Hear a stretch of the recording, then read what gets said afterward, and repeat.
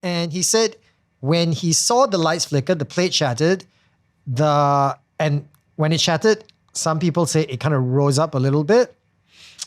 There was like a mist.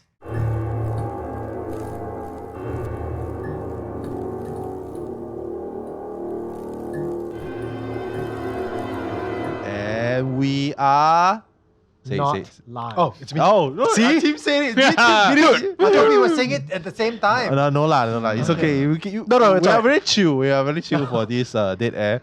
Welcome to another episode of Dead Air. It's the 13th of the month. Actually, not really 13. It's Hungry Ghost month now. Yeah. I was about to say, what date is it? I don't know. Both of you are Baba Boys, right? You're known as the Baba Boys, right? Baba Bros. Baba Bros. You're known as the Baba Bros, right? What do you think of the new Little Nonya show? Okay, I watched it. It was interesting. I mean, I think because you talk about the kabaya, man. I don't buy into it. You don't buy into it? Because fake.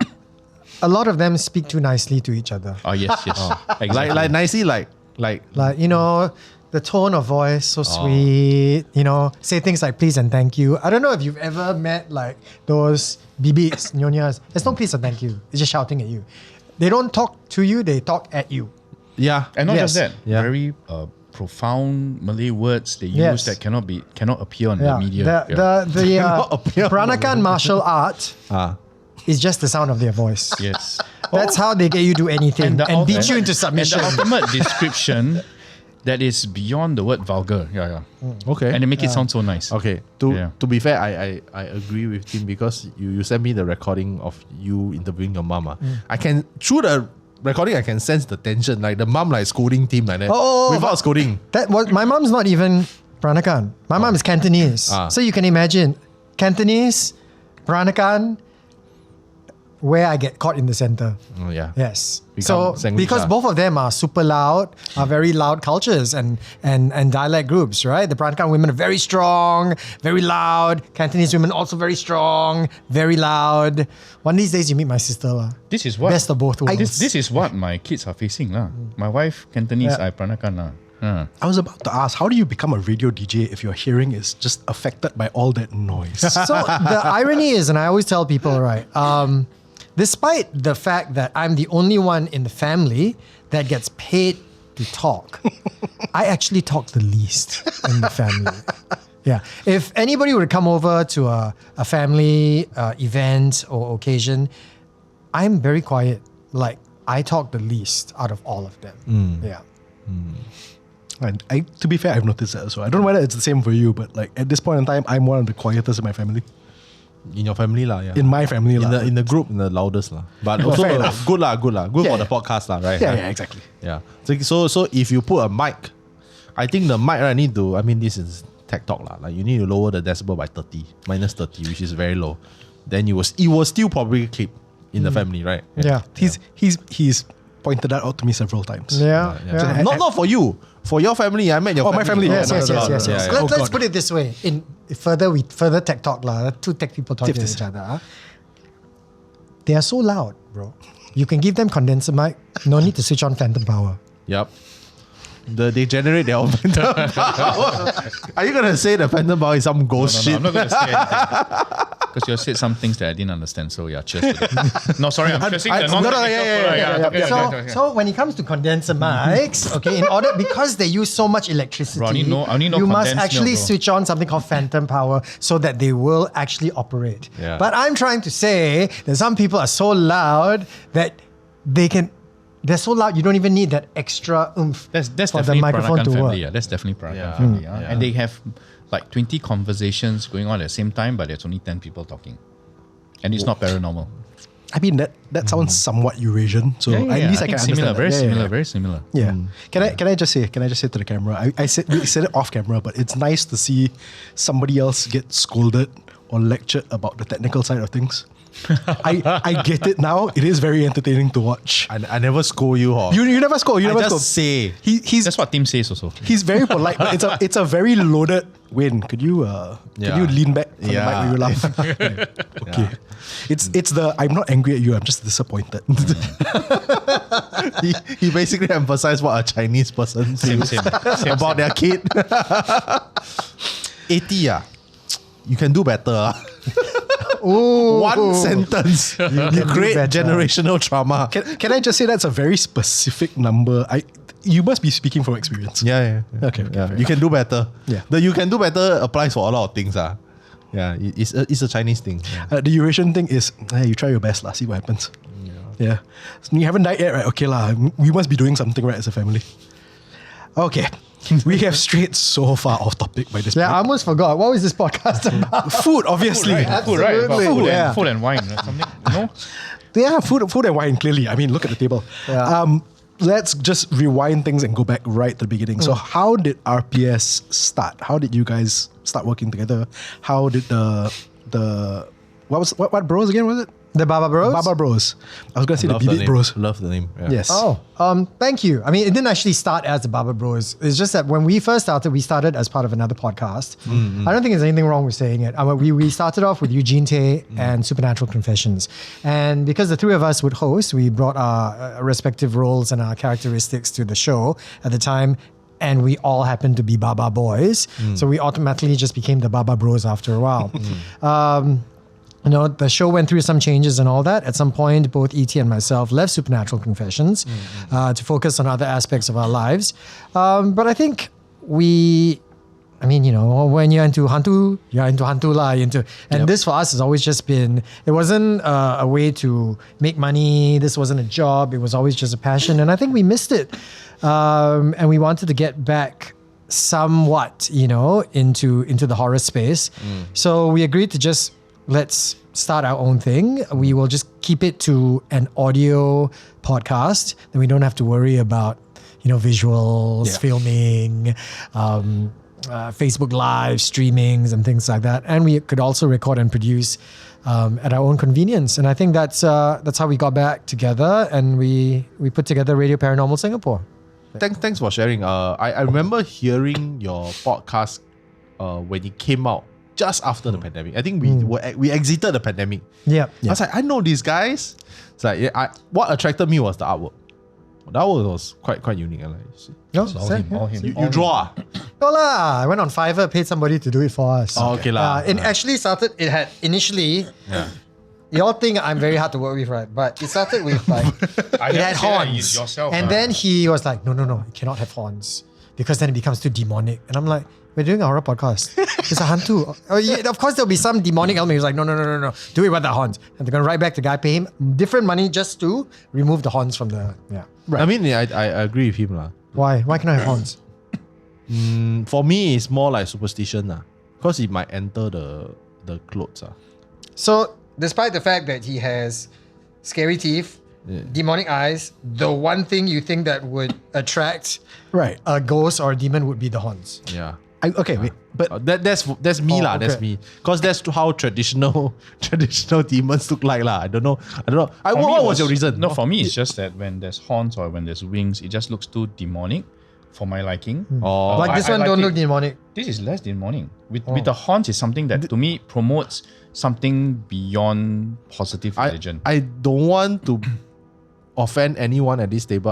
What I'm seeing is just a horror podcaster in his middle age that's trying to cosplay as a demon. This one? Yeah. That's what I get out of it. You think it's a horror podcast in his middle-aged podcast? A middle-aged Wow. middle-aged horror podcaster trying to. so basically, it looks like Tim lah. Yeah. Hey. No. He didn't say. I didn't say he anyone. was a middle-aged radio DJ. I say trying- podcaster. Yeah, that could mean me also. Okay. Yeah. So I'm just saying. E.T. again, you young lah, bro, you want young. to provoke him on your own time. That's fine. Not when there's so many innocent bystanders. Guys, I'm surprised you. Dude has no hair. Who does he look like the most? Hey, You see what I told you? the guy doesn't have a cap on. Casualty. Take out the cap on.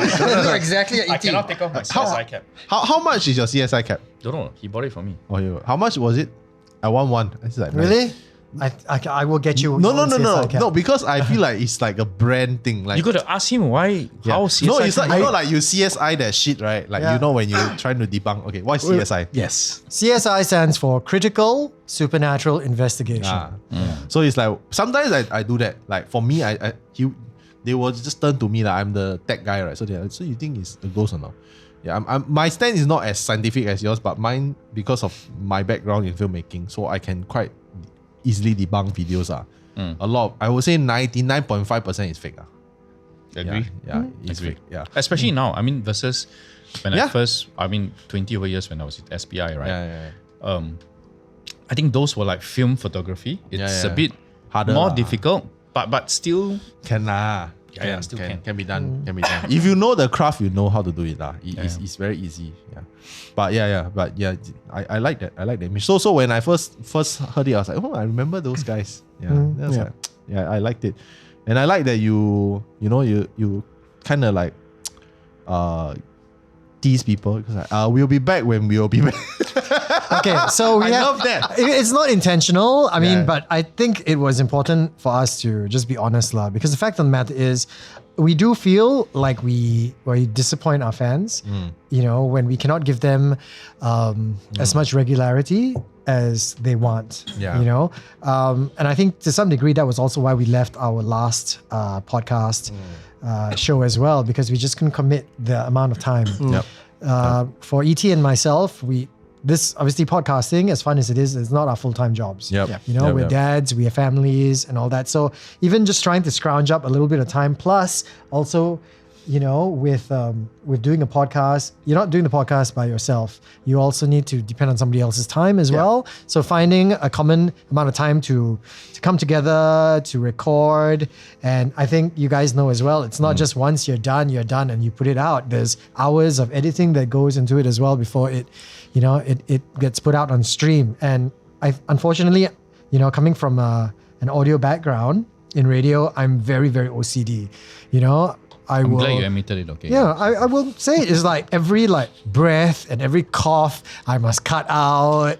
Yeah. You know, everything has to sound almost like what you'd expect a radio production to sound like. So that takes up a lot of time as well. And I don't really want to put out something that I'm not proud of, right? And if I didn't have any other job or any other commitments, sure, I would try and strive to put this out once every week. But as it is, sometimes we have trouble even putting out one every month, right? And then people will send you a message going, hey guys, you know, we just found your podcast. We've already gone through like 40 something episodes. When are you going to put it? And you know, some of these, I'm just going to say it, they're fans. I appreciate their passion, but sometimes they get a bit entitled too. You know what I mean? Because they'll be like, hey, what's wrong with you guys? Why haven't you put it out yet? Right? And I'm like, boy, you better slow your roll. You know, it's not like you're paying us money to do this, you know, but at the same time, I do appreciate the enthusiasm because they have found something that they like. And when you like something, you want more of it, right? Unfortunately, like I said, we can't promise that it's going to come out every week. So the safest thing is just to apologize and in advance and promise that we'll try our best. I think it's worked for you guys because at this point in time, it's almost part of your brand. Yeah. So, you know, This could be our last episode ever.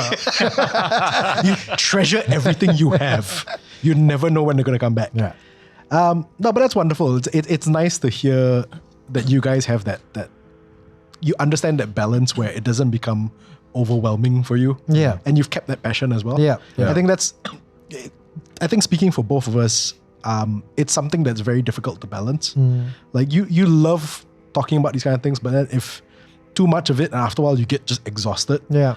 Too little of it, and you're like, oh, you need to do more. But then, like, you know, And I think that was one of the things when we came up with RPS, and I told my team, I told ET, I said this to Sham as well. I said, if something with family or work comes up, that has always got to come first. Yeah. This is a hobby. This has got to be fun. Yeah. The moment it's not fun anymore, don't do it. Yeah. You know what I mean? You shouldn't be forced to do something, you know, that you don't enjoy. Exactly. Right? Especially if it's going to take away time from your other commitments. Exactly. So just do it as long as it's fun. Yeah. 100%. Yeah. I mean, I really like the way you guys approach this whole thing. Like more like a hobby than anything else. Yeah. For us, it's a business, but sometimes it gets a lot. Because you live and breathe horror. Yeah. And I'm sure you can attest to this as a person in the media space. You don't want your entire brand to be about horror. Yeah. it's very hard to approach brands. Yeah. Yeah. Yeah, like we try to sell things to brands as a horror channel. It's very hard. Like, Yeah. so No, it's funny you say that. I mean, actually, this was an escape for me because coming from radio, commercial radio particularly, I cannot talk about this on air. That is the rule for English radio. The companies that I've been in did not also want me associated with this. In fact, without saying any names, the last broadcast company that I was in, when I initially broached the topic about doing something on the side very early on, they said no because they did not think that Tim O, the radio DJ, their radio personality, they didn't think Supernatural fit the image that they were trying to promote. All right. So obviously I left that company. My current company is way more lenient, which I really appreciate. But at the same time, due to broadcast rules in Singapore, I cannot talk about ghost stories. I can't talk about supernatural. Yep. I can't even talk about horoscopes. You know, when the microphone Really? comes on. Yeah. Huh. So this is my escape. This is the part of Tim O that he wishes he could do and explore, you know, but he can't do it in his daytime job. So he does it as a podcast on the side. Yeah. Have things lightened up a little bit in terms of those restrictions, or is it just as strict as it used to be? Funny thing about Singapore radio is you can do what you want till you get into trouble. And then when you get into trouble, then they will bring out this huge archaic book that's been around since the dawn of time, you know, where rules were written in human blood. I don't know. But, and they'll go, see, the rule is there, you know, and you flouted the rule. So yeah, they haven't changed the rules officially. It's just whether or not you take the risk, you know. If no one complains, woo, you got away with it. The moment one person does, habis. Okay, so speaking of rules, right? I am just gonna put it out there, like we just launched Tales from Incredible Tales season 3. Yeah. And you were on the show as well in the studio episodes. We actually approach a certain by now you have seen episode 1, which is in Changi. It's in relation to your stories. We approach a certain stat board in the government to ask for permission to shoot in Changi. Specifically a very famous place in Changi lah. I love how you're just skating around all of this. Oh bro, I know how to play with the rules, bro. You play long enough, you know. And basically the email replied, basically we went back and forth talking about the script and how like supernatural is not allowed in filming all those places. Don't get me wrong, I understand. Like, you know, in Singapore we are so small. Property prices is everything to maintain our value. So they said one word which I thought, I don't know lah, take it as you may. It's either a very nice praise or is something that like we're watching you. Like they said that given the show's substantial viewership, we cannot allow you to do supernatural or horror content at the places that you want to. Yeah. This was like very deep into the discussion already. This was like a month into the discussion. And we were like, we dissected it as a team. We were like, so how? Do we risk it, you know, and possibly kena? Or we just like, you know, follow the rules? Because it's like quite an obvious sign that we are watching you. We know your content. We know exactly what you're going to talk about when you're there. So yeah lah, in the end, we decided as a team to, you know, to be safe for everyone, including our client. You know, let's do it another way lah. We found another location in Changi to film where we didn't necessarily broke any rules because it's not in the rules. But in relation to your story, actually. Yeah.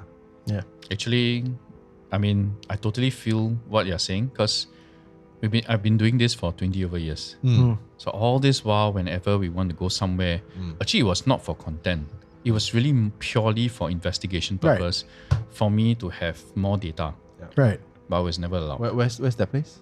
I cannot mention lah. You say cannot mention, right? Actually, multiple. we can mention. You can. No, it doesn't necessarily mean that there's a connection, one. Actually, multiple places. So anywhere actually, we were not allowed to. So Do even though investigation. because at that point of time, when I was part of Singapore Paranormal Investigators, we were technically the only ones. So we're quite, quite well known in that sense.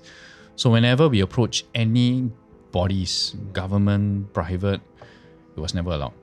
But my most interesting one was to me, which we were allowed to investigate officially, was the Science Center. You told us. To me, that was the most. Because they're the ones who would not believe in this stuff. Right? Yeah, If anybody were to not believe in it, it would be the Science Center. Can you imagine the Science Center going like that? Yeah, there's ghosts. It was so interesting because to me, I was looking forward to an investigation because it felt like it's going to be part of that movie, The Night in the Museum. Because that was what was happening, because the guards actually saw exhibits moving out from the exhibits. So, but I mean, sadly, nothing. We found nothing. No, and I thought when you told us this story before, the general consensus was because of all the EMF that was being generated by all the equipment. I very auto. He said that he was. And so people, the guards, being exposed to the EMF, probably started to hallucinate and see all these weird things. Okay, before we go into the first story, right? Let's take a step back. Do you actually think that there's a reason why they don't allow us to talk about supernatural or horror stuff in that Changi area? Could it be, okay, tinfoil hat, I don't have your CSI hat, but tinfoil hat on. Could it be a reason that is like related to military? Or could it be more than that? For one, definitely is affecting of property prices. Okay. I think in Singapore, that is the main thing. All of us, we live in a home, but we know that it's getting really expensive. Yeah. And so the problem is in Southeast Asia, we're generally very superstitious people. So if someone is going to buy or even rent a place, it's going to be a problem where it's a haunted place, because unlike in the US, where people will be more than excited to go there, in Southeast Asia it's a bit different. Then it will affect the price. That being said, I think there are other factors as well. Sometimes military stuff as well. I really don't know. Yeah. I think they don't want horror tourists to suddenly start descending upon that area as well. And unfortunately, people can be dicks, right? When you look at the pictures of what happens in that hospital in Changi, or even like Istana Woodnook, you see people, they go there, they vandalize, graffiti all over the walls, they damage the place. Unfortunately, some people can be dicks, So if I were them also, I wouldn't want people to be storming into these areas, especially, fanatics.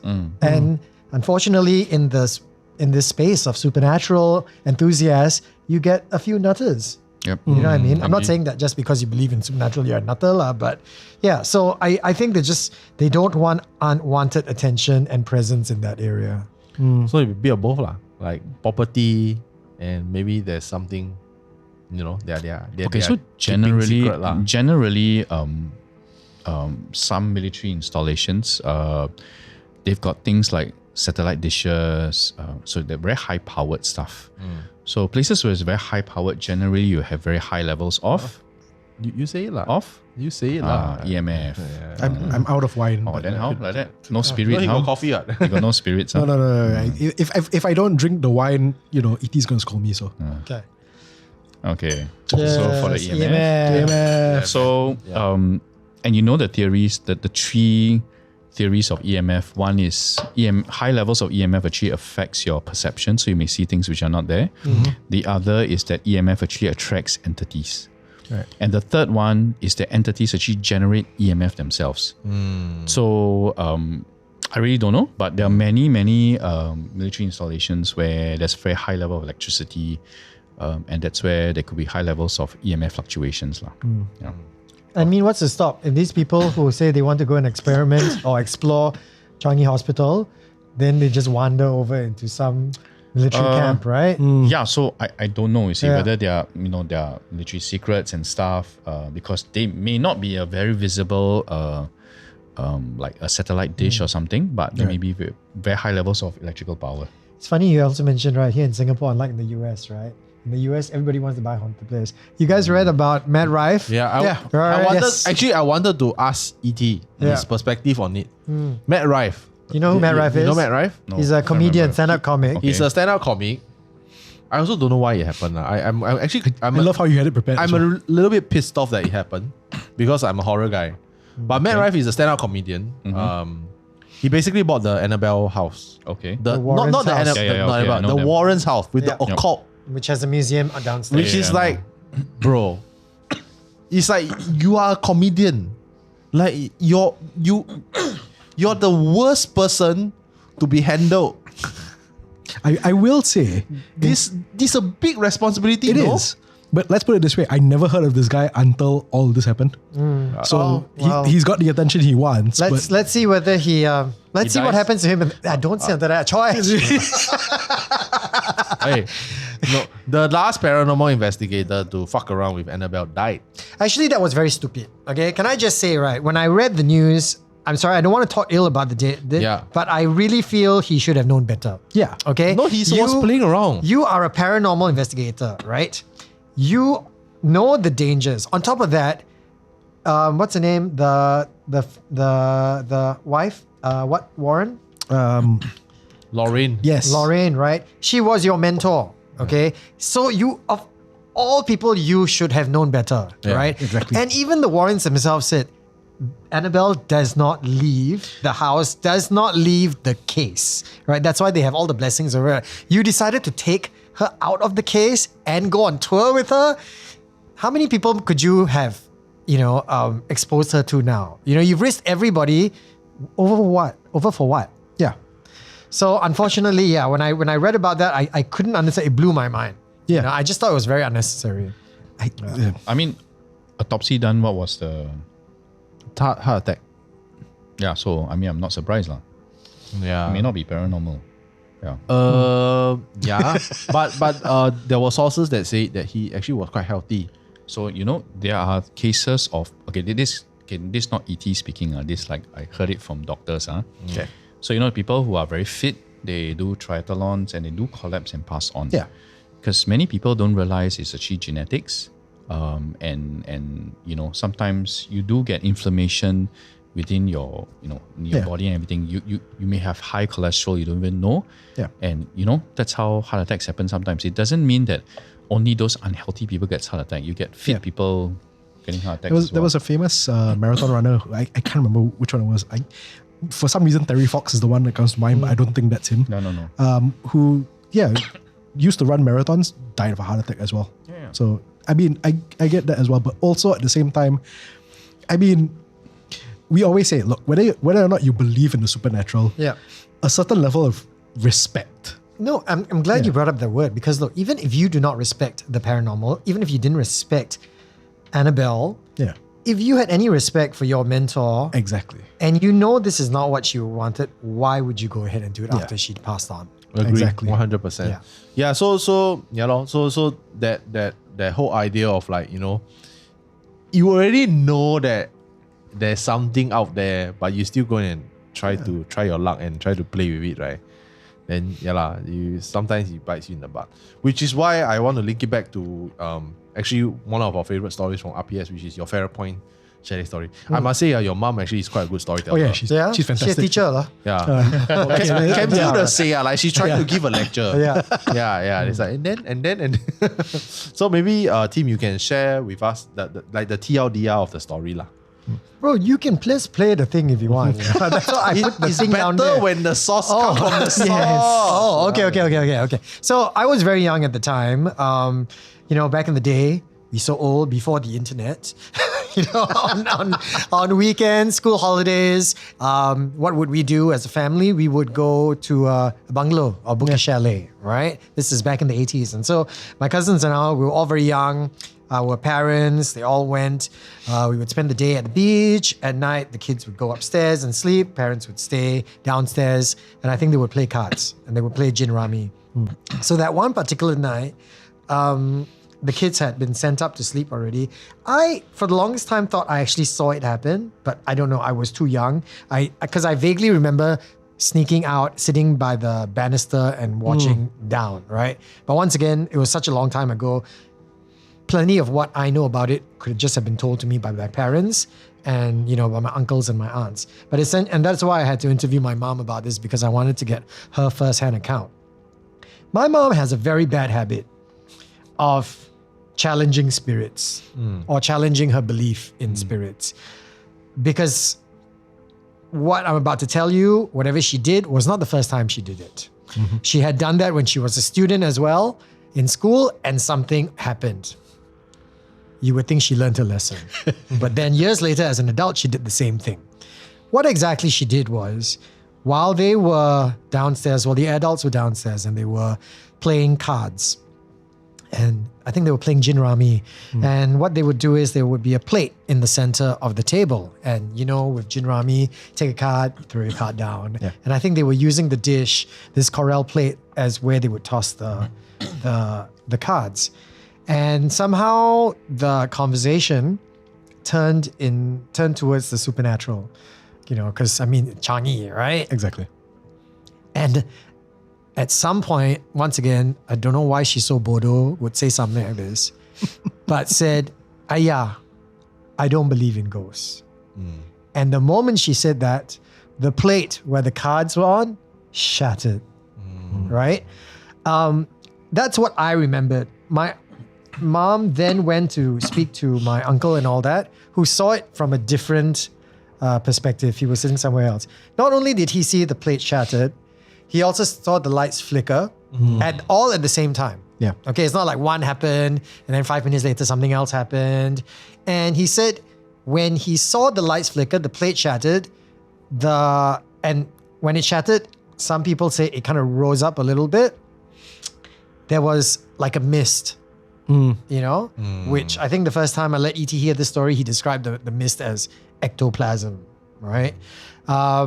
And yeah, so that was what happened. They were shocked after that. Everybody decided to stop playing and they went home. But because they had booked this bungalow for a few days, weird things had happened already. I think one of the uncles who had stayed the night before said in the middle of the night, someone called the phone, and when they picked it up, heard someone screaming, "Get out of the house, get out of the house now." Okay, that was the night before. The following day after the event, I think they were talking to one of the caretakers, and the caretakers also, I think, alluded to the fact that yes, that some things happen around here. My father that night, after, I don't know if it was the same night or another night during the week, spent the night sleeping by himself. My mom had gone back because I think she was working or something. Had a case of sleep paralysis too. So it all happened in that same Ferry Point bungalow. Yeah. So do you remember the number? I don't actually. This was a very long time ago. Yeah. So we try to trace back. There's a reason why I'm trying to do it. Was there a small road leading into it? Yes, because in order to get to the main road, you had to walk out through a small road that would then go to the main road. Then the small road got one, like a gate on, right? Like they can lock it up on, right? I think so, yeah. No, but there's a gate, but there's a road, right? But that road leads to a few bungalows as well. Two only. Yeah. Two. At least so one, two. Which one was it? Was it the one at the end of the road, or that it was the one before the end of the road? I really couldn't tell you. You couldn't. Yeah, it's such a long time ago. Then was there a lawn at the back of a big lawn at the back of the? Yes. There was a big lawn. Yes. Are you certain? Yes, because we played in the field. The lawn was very big, right? Yes. And then you could hear there was forest. And then there were like the trees with the yellow, with the flowers. Those, is it not French? It's frangipani. Is it frangipani? It's frangipani. Yes, because we would pick them up. And then once you go beyond that, you see the sea already. It's the sea lah. Yeah. Okay, so I roughly know.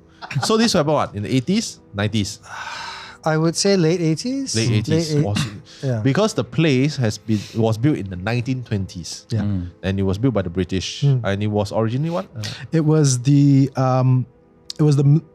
quarters for the military officers. Yeah. The British military officers. Okay. So that was the function for it. Yeah. The reason I brought it up is because when we filmed season 3, remember we said that we cannot film in the hospital. So we filmed there. Legally, we could do it. So we filmed there. The other one right next to it. There were a lot of creepy vibes that we get. Like I checked in, I felt the place off, a bit off. And there were a lot of frangipani trees. Yeah. Strangely enough, we didn't smell any frangipani. Yeah. Maybe they cut it down or not, I don't know. But I could see in the distance there were quite a few. There were a lot of weird things that happened on set. For example, when we started rolling, the first episode we had Art and Chitong. Art is known to have the third eye. So does Chitong. Chitong, he is like a Gen Z, but he's Taoist a Taoist priest. Yeah. So he's ordained. So, but he has the third eye apparently. So they I think Art was being very cheeky. He said he waved to the back of us where the chalet is. There was no one at second floor. He just waved. Because he's quite a cheeky person, so we don't know if he really saw. But he said after when we filmed the episode, he's like, the moment when I waved, everything changed. Like the air went dense. I don't know if you guys know how that feels. Yeah, like. so it's called an increase in pressure, atmospheric pressure. Yeah. Yep. That's part of our investigation. Yeah, so that happened. And then at the same time, Chitong, who also has the third eye, he said that he could tell. He and Art exchanged glances they are here. He saw a few upstairs at the second floor where there was the rooms. So, and then after that, we went for the walk of courage, where we walked to some of the beach area. And there were 4 people that were inside the chalets. The rest of the crew were outside. Now, there were 20 of us, but we spread out. So the 4 people, they were not non-essential in the sense whereby they were not needed on set. So one of them was our client from MediaCorp. Then 3 was my crew. And then they were sitting down, just chilling. And then they suddenly heard a very loud PAM! One of the chair fell. It sounded like a wooden chair fell in the kitchen. Now the kitchen is as large as a living room for I've been there recently. 5-6 room flat. Right? And then they went to check. No chair fell. In fact, there were no wooden chairs. So they're like, what the hell happened? Could it have been a window? No. Because everything was closed. Because we were filming. So then they were like, okay, never mind, it must be the wind. They tried to, shake it off. And for context, we had a spiritual master on set. So we were protected. To some extent, and we actually did the prayers before for permission and all.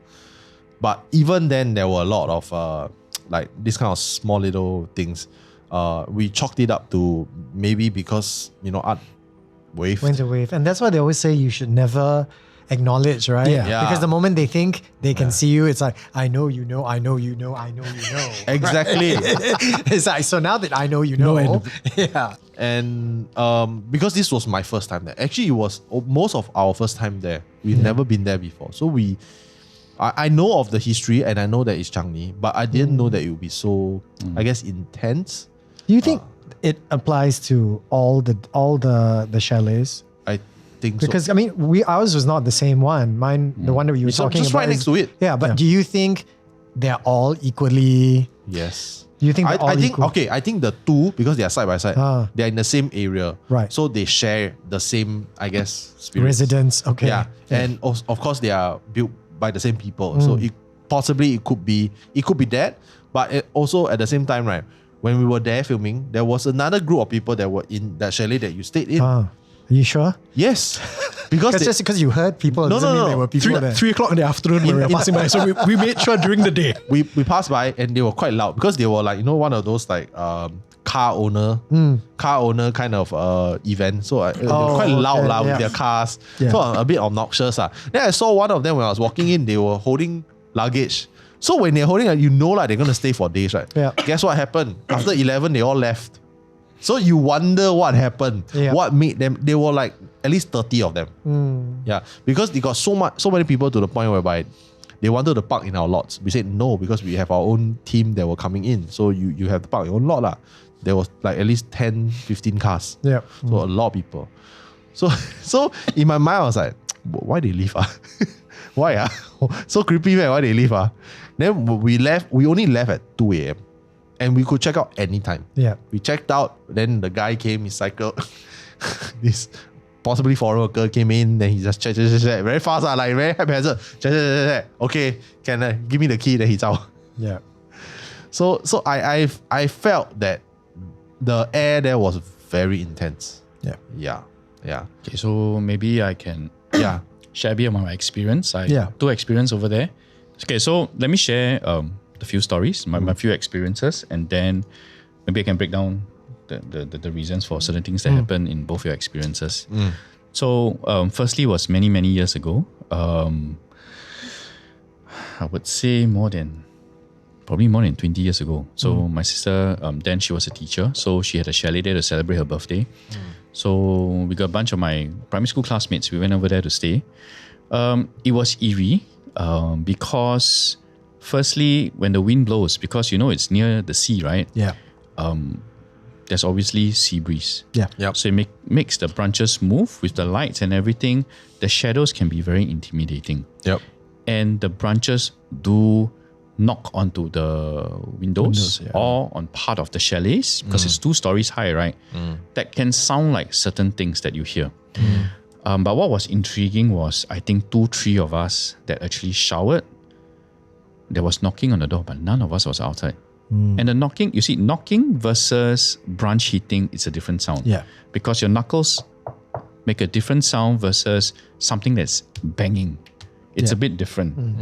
And you could hear the direction of the sound because generally, although sound travels, but I think it's very specific when a knuckle knocks onto a door. You know where it's coming from. So that was one. The other was just probably about 3-4 years ago. I had an agency event. We rented one of these chalets and we stayed overnight. I think I fell asleep already. But a couple of my colleagues saw shadows going up and down the staircase. And this was already renovated already. Like you said, I mean, probably you stayed in a renovated place, the renovated one. A couple of them saw shadows going up and down the stairs. I didn't see it. So, when I don't see it, I'm not sure whether it's a real thing or not. But a couple of them saw it. So I don't know what it was. And I don't think it's just the number of the chalet. It's just the area. So maybe going back to Tim's story, yes, there were various stuff. But today I just decided to go and research on coral plates, right? So apparently coral plates are made, I think, of 3 types of glasses, and they're tempered glass, and they're fused together. So there have been a couple of incidents worldwide that plates do shatter on its own. One of the possible reasons I could think of is maybe it was used for something else, or Singapore was hot or something. And then when it's brought on a table, obviously where the aircon was, there's a change of temperature.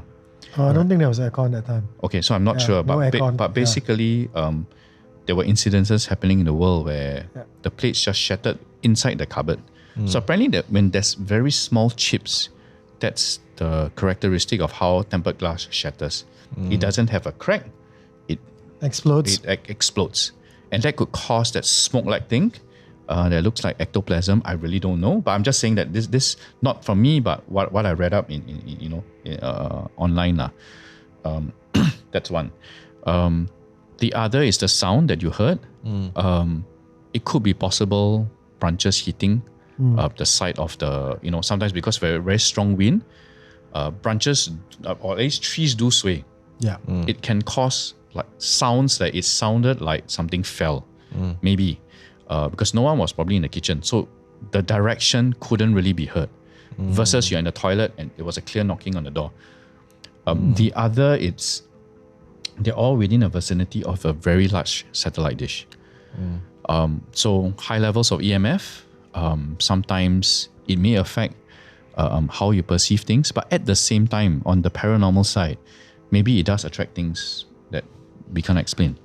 I suppose. I mean, individually, when you look at one by one, yes, it's easy to sometimes find explanations for them. But a lot of times, experiences don't just come one. Yeah. It's a combination of things. That's right. Yeah. And when you have a few things that happen all at the same time, somehow it becomes a little too much of a coincidence. Like I'm glad that you brought up the part about the coral plate, because we would never know. The last time you CSI'd this, you swore it was the HANTU because coral plates don't explode. If you want to see ET from a parallel universe where he's actually saying it's the HANTU, you go and look for the old RPS episode, okay? But today, when you bring in the part about the coral, very very educational. We didn't know that. I can buy into that. But what are the chances, once again, where a plate shatters at the same time the lights flicker, at the same time you see that mist, at the same time my mom decides to cleverly say, I don't believe in ghosts. When you put all these things together as a combination, then it starts, I mean, you know what they say, the sum become great. I mean, it becomes greater than the sum of its parts, right? So yeah, so even with Kyle's story, right, where you heard knocking, with the knocking as well, yes, I agree that sounds very different from branches hitting as well. But I think we have all had enough experience with acoustics and audio to know audio changes depending on whatever medium it's gone through. Agree. Right? I mean, you know, when you blew our minds when you told us that time, you know, those marbles. You've heard the stories about the marbles, right? Yep. And then when he sent his team there to go and find out what the marbles were, it was actually just water going down the pipe. But when it goes through different layers, suddenly something can sound like marbles. It's you know, it's incredible. Yeah. So in a case where, yes, we're back to the knocking, right? Could it be trees?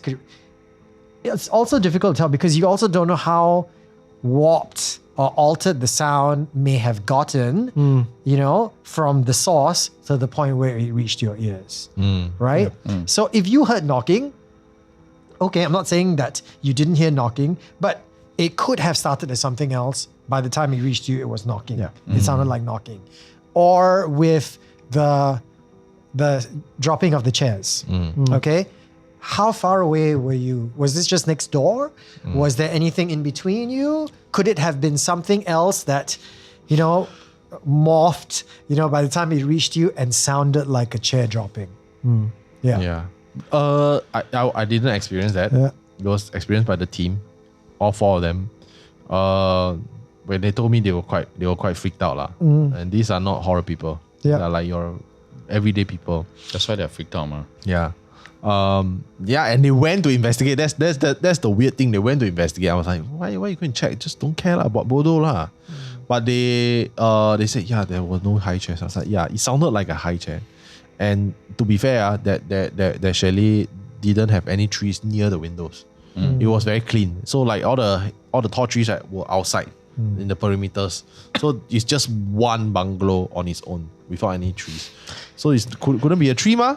But you can argue say, or maybe the other tree, the tree nearby hit up, but it won't be so loud because it was like, pum, like right next. Could it be why? Could it be pressure in the pipes or something No, it's like that? not. So you know, at the barbecue pit just outside, there's also a shelter. Yeah.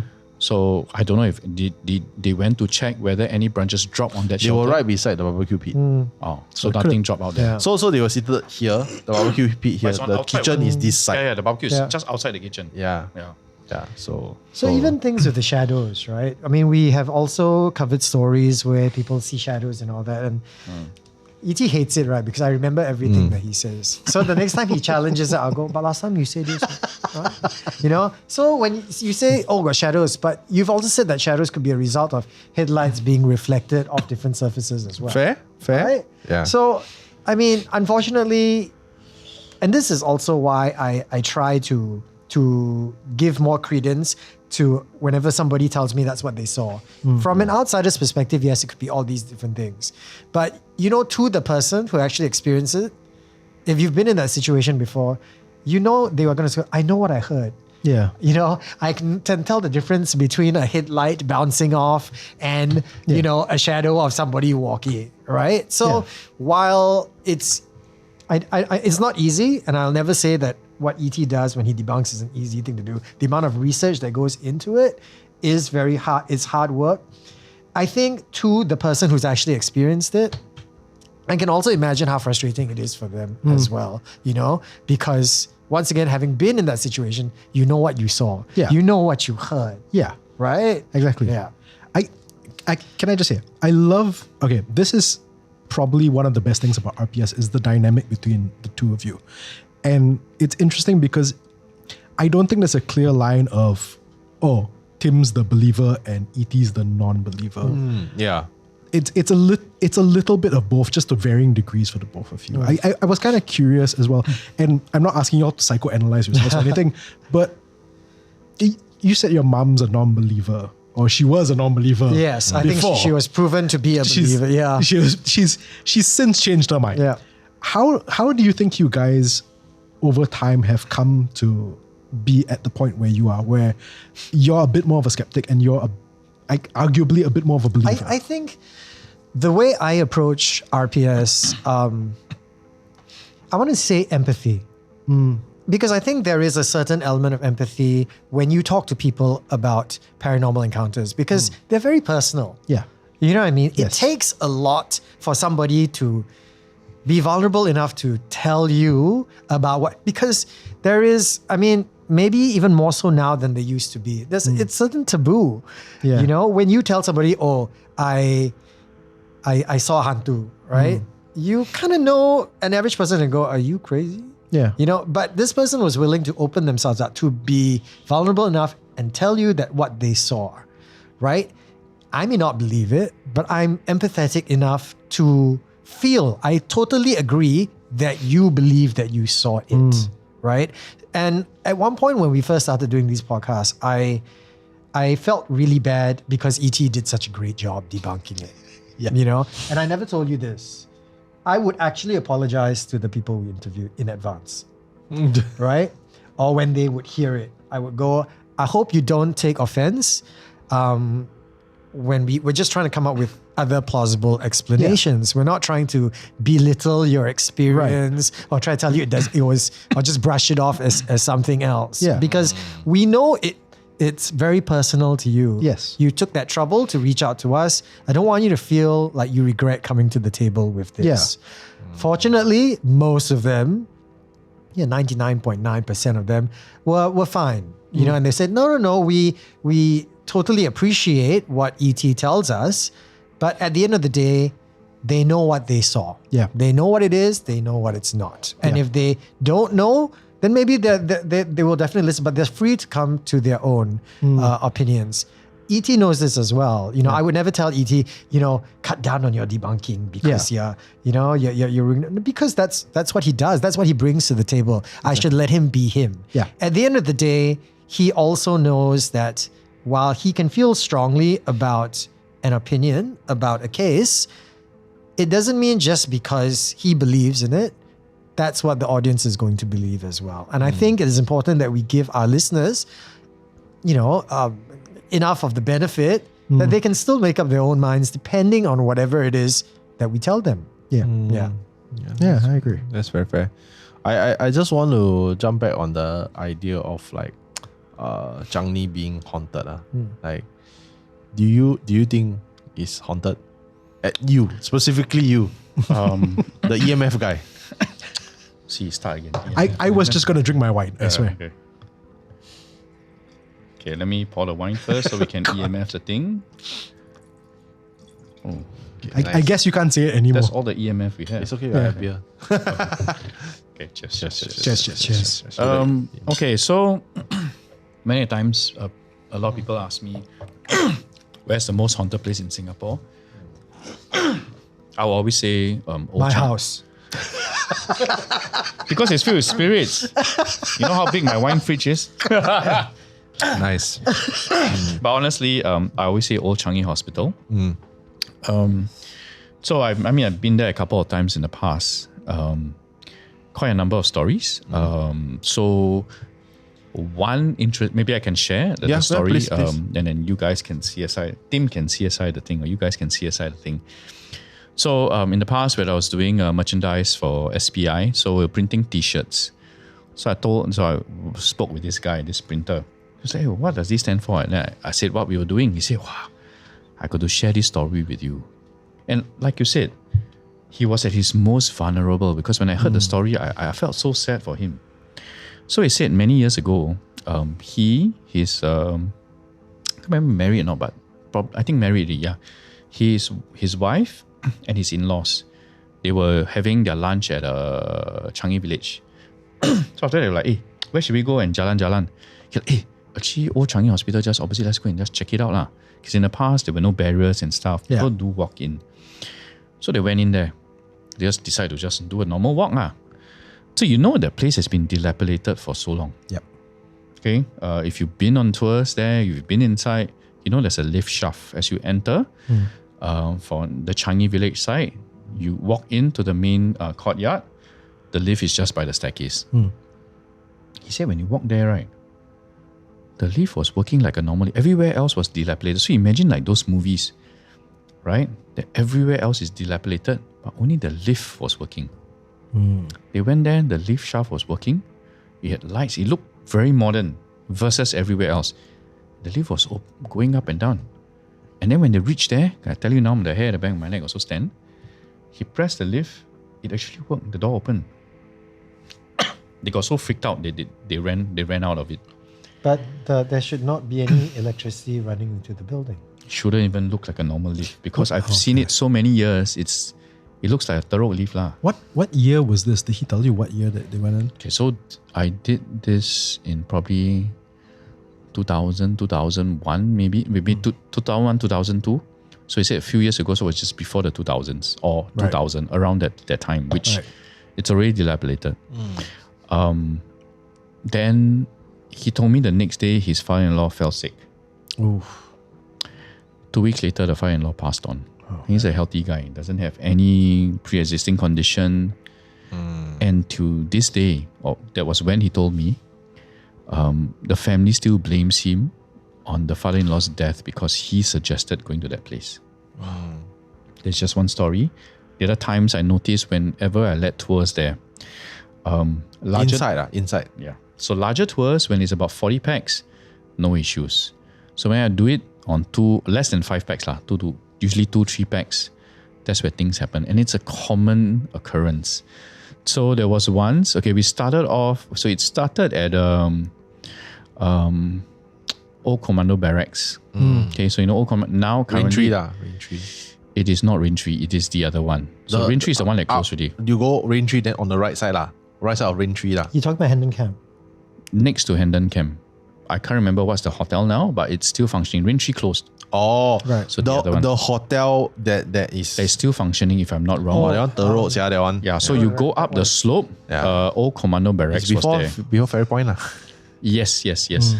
So once was during the tour, I brought this couple, they were from overseas. Oh. And then when we reached, so when you go up the slope, right, the flagpoles are there. And then as you enter, it's a stage. It's a stage area. This is abandoned. At that point of time, yes. This was before the hotel was there. So we went there, and then the girlfriend, suddenly she said, "What's that sound?" I mean, there's sound coming from the chalets and the homes and nearby. But this was freaky lah. It was a dialect opera singer. Ooh. And the sound came so close to your ear, you know the volume, right? It was so close, just next to you, and then it goes away. And then it comes back again. She freaked out and said, let's leave.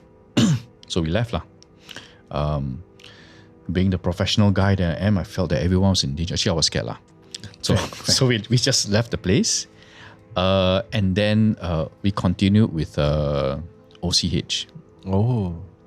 So at OCH, the girlfriend wanted to be parked at Changi Village. She didn't want to continue the tour. With OCH on the second floor. This was what we heard there was also similar to when I led these 3 Caucasian guys that came for tour as well. So on the second floor, same area, suddenly you could hear footsteps in mid-air lah. It's weird. Nothing I've heard before, because most of the footsteps you can hear when it's on the ground. You can hear when it's above. But this was at the side of your ear, and it was pacing up and down. One of the ladies screamed, she ran. You can hear, You can hear, come back. See, what happened? She ran there was even more footsteps. And I said, okay, let's go down. So we went down. And at this point of time, it was a very, you know how Changi is. Sometimes you feel that it's going to rain, kind of feel, that cool feeling, because maybe it's away from big buildings and there's a lot of forest around. So it's that cool kind of evening. And we could hear rain pelting all of a sudden. So it's like, wow, heavy rain. You hear, because the roof, I think, is like zinc or something. So you could hear that. I said, hey, let's go and see how heavy the rain is. So this was the A&E area. So this was at the back of it, near Raintree Hotel. You know, near where the satellite dish is. The satellite dish is. So we walked out. We could hear rain pelting around each of us, but it was dry. I said, hey, can you hear that? We put our hands out. It's dry lah. Maybe some drunkard peeing from the roof onto the ta-ta-ta-ta-ta. It was not on the roof. The rain was pelting around us. Oh. That kind of sound. Maybe somebody kencing pee into their... A bit hard to converge the spray out to few fellas to just go around them because it was, you know, you could hear the difference. So I felt something was not right. What time was this? Do you remember? Past What time were you midnight. usually doing tours? 11 plus. Were there maybe other midnight. tours happening at the same time? That night, y'all were the only ones that were there. No, Okay. quite certain. So it's not a common occurrence that I hear. So I really don't know what it was lah. So so these are the few stories. But moving back to that particular hotel where Old Commando Barracks was, so eventually it became a hotel. Yeah. And then I had a few colleagues who went there for a meeting. What kind of meeting? Okay, so you know, I'm in finance. When so it became a hotel? after the hotel, so they okay. went there to I do thought the, that like a rendezvous. In the, no. So it was like a group meeting, goal setting kind of thing. And they went to that particular hotel. So that area where Old Commando Barracks was, I think they named it, what was it? Don't know what house or something about, but it's an area where you can do planning and stuff, like meetings and stuff. So they did their meetings there. And then later on, I found out from my colleagues that just one night, I think 2 or 3 of them got very, very sick. Which to me, it's too much of a coincidence to assume it's just normal flu lah. Yeah, so I don't know if that hotel is still operating. I'm not sure. But that space where Old Commando Barracks was, it's apparently available for rent to hold your meetings there. Yeah. Who would want to meet there? I mean, even now. I'm not sure now, but That's okay, it. just to Next qualify. filming of Dead Air, we got to do it at that meeting. Just to qualify, Stop giving him ideas, man. just to qualify where the hotel rooms are. It's not where Old Commando Barracks that area Right, was. It's okay. just down the slope. Yeah. Yeah. So the reason why we talk about this is because it is very fresh in our minds because we just filmed, right? And also there were things that happened, things that we can't go into details on air because all I can say that it was not great for the cast. But we had a spiritual master on set, and the spiritual master is a Malaysian guy. Malaysian Chinese Taoist priest lah, very experienced. But he didn't know much about Old Changi, so he went in with a very a fresh perspective. But he's like, oh yeah, this year very in lah, but okay, I think we can settle. He say, if anything happens, let me know lah. And things did happen, and then he did settle. But the next day when we filmed another episode, he came back to me. He said, Carl, I went to seek help from my master, advice, because of what happened last night. I just asked lah. He said, I did not know that the history of Old Changi is like that. Because the master is in his 80s and he's like very experienced, like grandmaster level already. I said, Old Changi is like that. Let me draw. I hand draw you some talisman. I draw for you. Because he is a master, but he's like in his 40s, but his master is like way more experienced. I draw you for your protection, for you to give to the team. Then he explained to him. He's like, I didn't know that he's so cursed. I said, now you know lah. That's why we needed you. Then he's like, oh, okay. Then he said, if what happened that night, basically it's kind of like a possession lah. If it was a Japanese soldier, we would have been deep shit. As in meaning, If if the possession was by the ghost of a Japanese soldier, you would have been in deep shit. But it was not. It was not. No. It was a, according to him, benevolent one lah. But he said that if it was a Japanese soldier, it would have been bad because the Japanese soldiers they died tragically also, right? And it's during a time of war and violence, so they only had violence in mind. The emotions get trapped in that area. Yeah, so they wanted to cause harm. So the person would have probably caused harm to the people around them. Yeah. So when he told me that, I was like, oh shit, that is super scary. Then he said, and he said it's very common. He said it's a very common occurrence that it happens, and we as Taoist priests, we go and help the people who kena, because when people go Old Changi, they come out following them, especially when you're weaker on your constitution. And he says that that is one of the reasons why people stop going to OCH, because it's that keras now. No lah, I don't know cannot what. go in. No, but I would even love to go in. outside, Yeah. outside, Even No outside. problem lah. you know, no, not the car Even park, outside, bro. there are people the other outside side, the guard house. Even outside the the guard house. You know Yeah. the where they burn, the one beside the radio tower. Okay, that's where your So side, that's the other side lah, Yeah. Raintree side lah. the Raintree side is the more keras one, So why? Why is there? because there's a radio tower. So what does that mean? Don't know. Oh, we don't have much left of the Yeah. EMF. I'll say EMF. Yeah. I just tell you this guy. So this interesting, story. right? No. So that was what he told me lah. Then I also say that okay, maybe there's the radio tower got. Then I explained to him I channeled my inner ET. See, What is everyone the- has an inner ET. Like, the radio tower, because he said actually that could be true. He said from the spiritual aspect of Taoism, that could be true. I cannot confirm, but that could be true. We've been there in the afternoons to do some other projects, right, near the area, right in front of OCH, the back gate lah. Security guards came. Yes. They're very Not- fast not- now. not because of yeah, what? very fast. I don't know where they Not, show not, up from. not because they were doing clocking. They just asked, what are you doing here? Also, I'm just doing some because project. they got Even cameras if they're runs not very doing fast. clocking, bro, Yeah. you just one day you just go there, you just anyhow walk. Within like boom, suddenly you're like, where'd you come from? Exactly. They clock, Rappel right? down the trees and everything. The way they clock, right? You can tell they're also scared. They just want to They get out go of to the there. gate, Yeah. they clock outside the gate, they walk. I don't think they clock OCH. Did they clock? No, I don't think I so. can't remember. There's another building beside OCH. They open the gate, they go in clock. Just inside only, just outside the gate. It's at the radio tower that side, right? The left Shouldn't side. they So be that going used to be a to bank. check? I mean, isn't Used to that be a bank security? trading. That's kind of the point, right? You would think. So they clock a bit only, then it's out. So they don't actually do a good job, is what you're saying. A thorough job. I don't think they have to. You know what the building was? It used to be BNP Paribas Training Office. No, not that one. The one after BNP Paribas, right? That building is still abandoned. Yeah, that's the hotel that closed, what? Raintree. No, Raintree is the first one. I'm talking about all the way up. Beside the radio tower, right? That's not BNP. It has always been abandoned. Okay. The BNP one is in the middle. I haven't been there for some time. Lah. Yeah. So my question lah, is, hot. if they're not going to do a thorough job, why bother guarding it at all? No, it's because it's a show of force. I But feel like if they're you're not gonna actually being a thorough, then we might as well just go in and film. They won't. I was going to jump in and go like, in defense of the security guards, they're doing as thorough a job as can be expected from security I don't guards think they guarding get. OCH. I don't think they get paid enough. Yeah. Honestly, I think bro. that comes down to it. But the funny thing, I mean, I wanted to just bring this up about Changi, right? Was despite all the stories that we've heard, the one that really stuck to me, and I find it funny as well when I look back on it, is: do you believe that the children have a stronger sense? Yeah. They are more sensitive to these things? 100%. Okay. So, right after COVID, because during the whole COVID period, everyone's kind of stuck at home.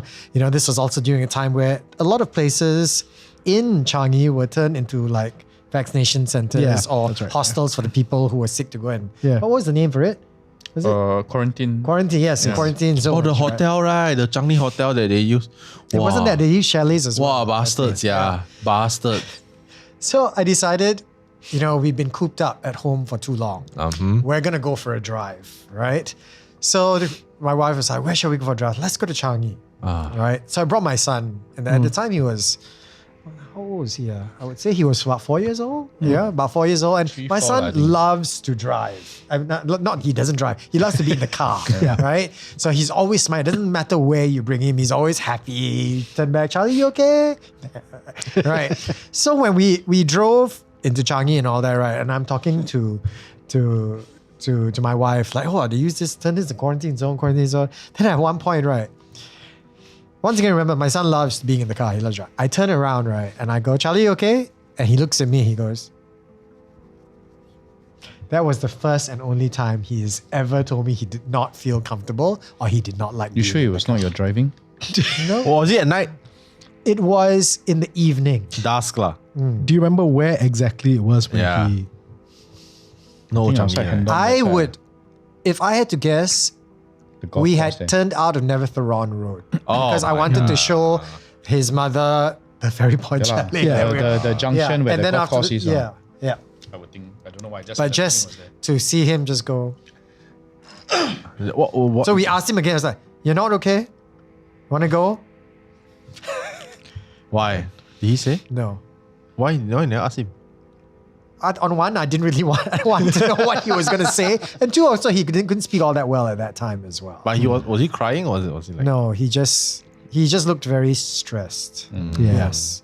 I think I would probably have felt less disturbed if he was crying, because crying could just be I'm uncomfortable or anything, but he just looked, I mean, you've got kids, right? I don't have kids, but I've seen that yes, look. that when they're just Yeah. they're stressed, their Yeah. face, right? Yeah. The need to berak kind of face. You're not that far from the truth, yeah. Actually, Not bad. I've seen that kind of face also. Like it's quite creepy. Yeah. Especially Yeah. when they stare into the behind you or the air, that kind of thing. Yeah. You cannot explain on. I'm telling you. how do you Sorry, are you a dad? I'm not no, dad. Okay. One day, may y'all experience fatherhood. Just so that, because misery loves company, right? Busted. Children sometimes will have night terrors. And I'm telling you, when they have night terrors, There's a you scary shit. feel right? like they are freaking possessed, okay? They stand up in the scream. corner, they scream, they like, you're here, and they look at, they're like, and they're pointing right next to you, right? And they're like, no. And they'll say things like monster and all that. You really think like, I need to get a priest to come and exorcise my son. Okay. Right? Yeah. even before I got into horror, this whole idea of kids being able to see better than adults Yeah. was always kind of floating around. So for me, it's like, if an adult sees it, I'm like, whatever. If a kid sees it, oh, well, you're the expert here. So, it's... What do you think about paranormal investigators who bring their young children hunting so that they use them almost as one of their pieces of equipment? Yes. Yes. Are you talking about yourself? Are you gonna use I your said son my wife would kill me. Is I asked her it before, I was EMF? like, can I bring Charlie? as the EMF? Do you see anything? See anything? Again, as somebody who's not a father, it's not up for me to say, but personally, it's not like the kid has a choice in the Yes, matter. yes. If the kid, if you ask the kid, even if the kid says yes, I want to go like supernatural hunting, they're not at the age where they can legally truly give decide. consent. Yes. Okay. So personally for me, it's, I wouldn't bring a kid there. I'd wait till they're like, 16. once they're of the legal age where they can make their own decisions, I'm like, you still want to go? Yeah, all right, let's go. So you're old enough to drive, you're old enough to see HANTU. Exactly. Okay. All right. If you're old enough to lie to me that you're drinking, you're old enough to see HANTU. I mean, I wouldn't because it's going to affect my focus. Your focus? Yeah, on investigation. Being the father, Because you need to jaga everything. right. actually, So his father instinct lah. Yeah, I Yeah. understand. Yeah, I wouldn't. I think it's quite check out lah. I mean, is if you're doing paranormal investigation, you're probably shoving a camera in front of the kid also, right? Yeah. Because you want to get the reaction. Then I think you're no different No from lah. those I family mean, bloggers okay lah. lah. Supposing you're not doing this for views, Oh, yeah. you're just you really want to investigate. You want to know whether this place haunted or Oh, not. no lah, You're don't bring. enthusiast. You know what I'll bring? I'll bring a whole bunch of dogs. Yeah. They start howling, I run, bro. With the dogs? Will you No, run I with the let dogs? the dog go out. I say, you're free. Okay, so the topic on kids. Okay, so generally kids, from the paranormal point of view, what I feel is actually kids have a better sense or have that sixth sense more, because I feel education kind of makes people a bit more structured. So especially in Singapore, Desensitizes them. Is that what you're trying something to say? like that, because then everything is about logic. Yes. Whereas kids, I think, are a bit more sensitive to such things. Not so cynical. They can sense stuff. Okay, see where it comes That's it. I from. said not whatever. cynical. Look at him. Yeah. So Yep. that is one point of view. The other Yeah. point, which I think we covered in the recent episode, is that kids, these are scientists and psychologists, have actually uncovered that kids don't really know the difference between reality and dreams. To them, Right. everything is the same because they don't have that processing power to understand the difference. So because of what they watch, what they read, they got an amazing, sense of imagination. So sometimes they can't tell the difference between reality and not. It's just like, I'll give you an example. Sometimes you dream and it really feels like you're doing something, but when you wake up, you're not sure. It's exactly the same thing, but because we're adults, we can rationalize that. But kids can't. They don't really know the difference between reality and a dream. Yeah. But like speaking of dreaming, like more on the spiritual side, when they say you dream something that is very real, right? It's something that the alternate version of you in the parallel universe experienced. Yeah, I read that. Especially when you die in the dream. Yeah. Is your alternate self dying. Wow. So that means when you are getting it on with a supermodel, right?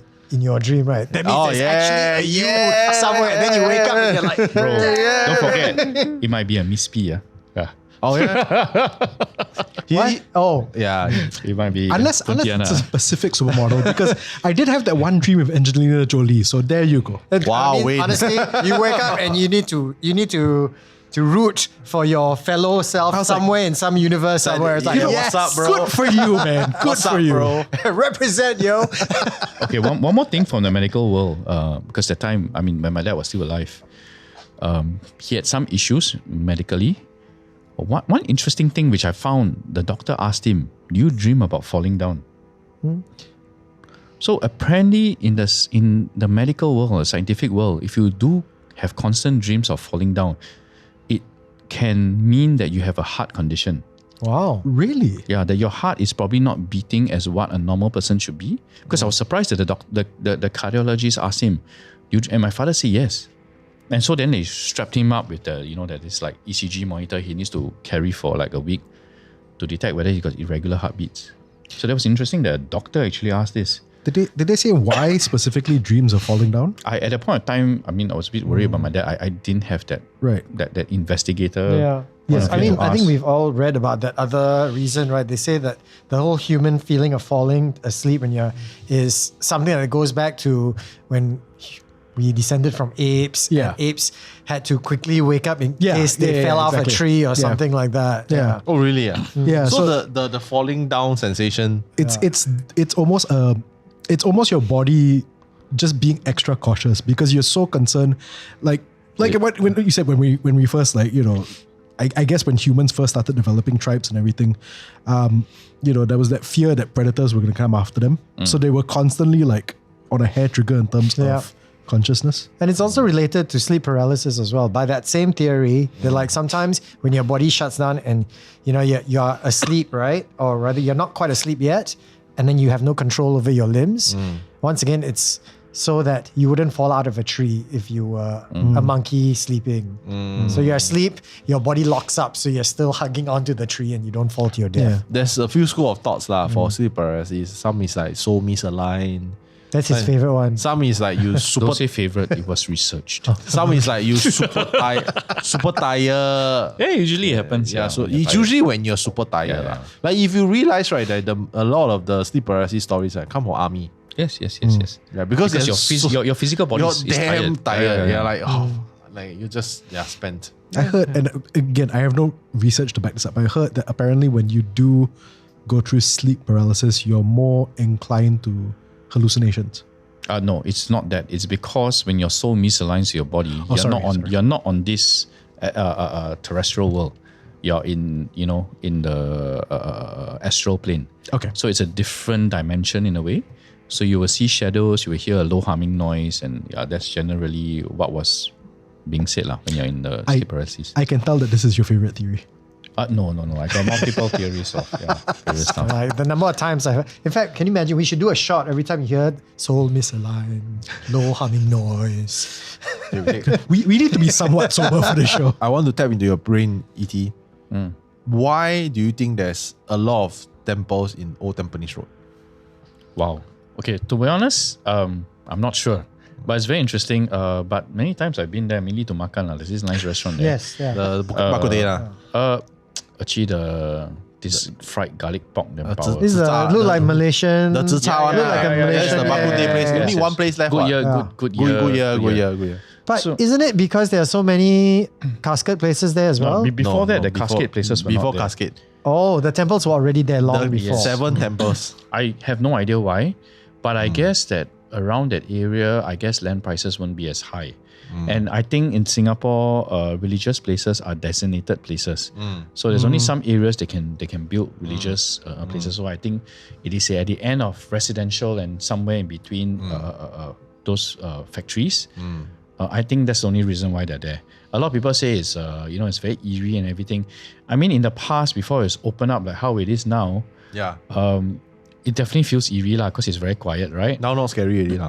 I don't find it scary. No, sorry, when you all say Old Tampines Road, you're referring to Old Tampines Link. Because that's what the actual name of the road is, right? Tampines Maybe. Link, Yeah, where the maybe. casket IKEA lah, house where the is. IKEA is. Yeah. Because now when you Yeah. said the Old Tampines Road is at Loyang. Yeah. I know, road, yeah. some because I cannot before. I told taxi driver, Yeah. brought me to the wrong place. I'm like, that's not where I wanted to go. Yep. Yeah. You must tell him the haunted one. You tell him the haunted one. Yo cuida. Okay. I mean, it's like take another taxi. No, I mean, honestly, I don't find it very, very haunted. And now the road even widened. in the past, when Really? I used to travel there, I don't find it scary. Have you been to the third bus stop? I mean, I used to drive that road because I mean, This is the one where they had that story, right? Where he passed a woman, and then after that he carried on driving, and he passed by the same woman, and he kept driving. There's many stories. and he Punggol kept and also got this story. seeing the same woman trying to flag him down. This sounds like somewhere, familiar though. some story from Malaysia. I've heard that story, but I didn't know it was connected to Old Tampines Road. Punggol also got the same story. I mean, there are many of these stories. Wait. Okay. So you never said. Have you been to Old Tampines Yes. Road? Like you drove lah, but you didn't step off because there's only one bus that cuts through. Yes. No, when we next time drove, visit. because I 72. mean, unfortunately, the few times I've had to go through that road is to go and pay my respects at the funeral home. Oh, Yeah. Oh, okay. So I've gone there a few times. Yeah. Yeah. So the sharp bend, which is the third after the third bus stop, there's a sharp bend. It's a high accident area because it's a sharp turn where there are people who died lah in car accidents, and it's right on the edge of Paya Lebar Air Base. Okay, I think I know where. Yeah. So that place before now lah, because now it's widened, it's all Yes, very yes. very linked already, so it's not as scary. But before that, there was a huge tree, and on the tree on the left side of the bus stop, because I went there on foot, there was a Chinese red lantern. You know, the lanterns that they use in the funerals. So it was placed there, Is there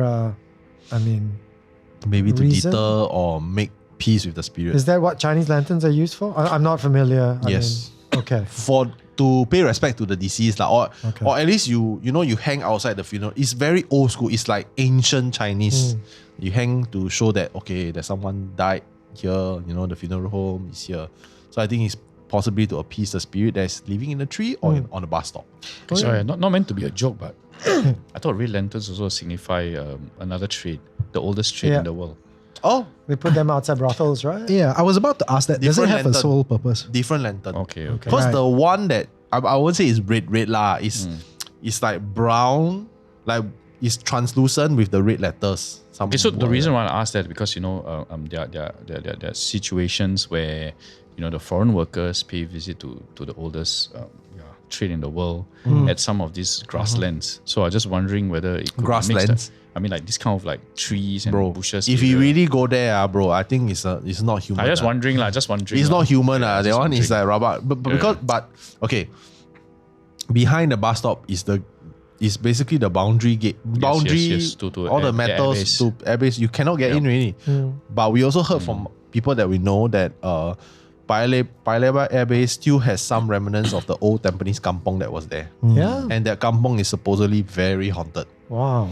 I've never been into Paya Lebar. I don't know why So- like they always say kampong. It's like why is kampongs always haunted?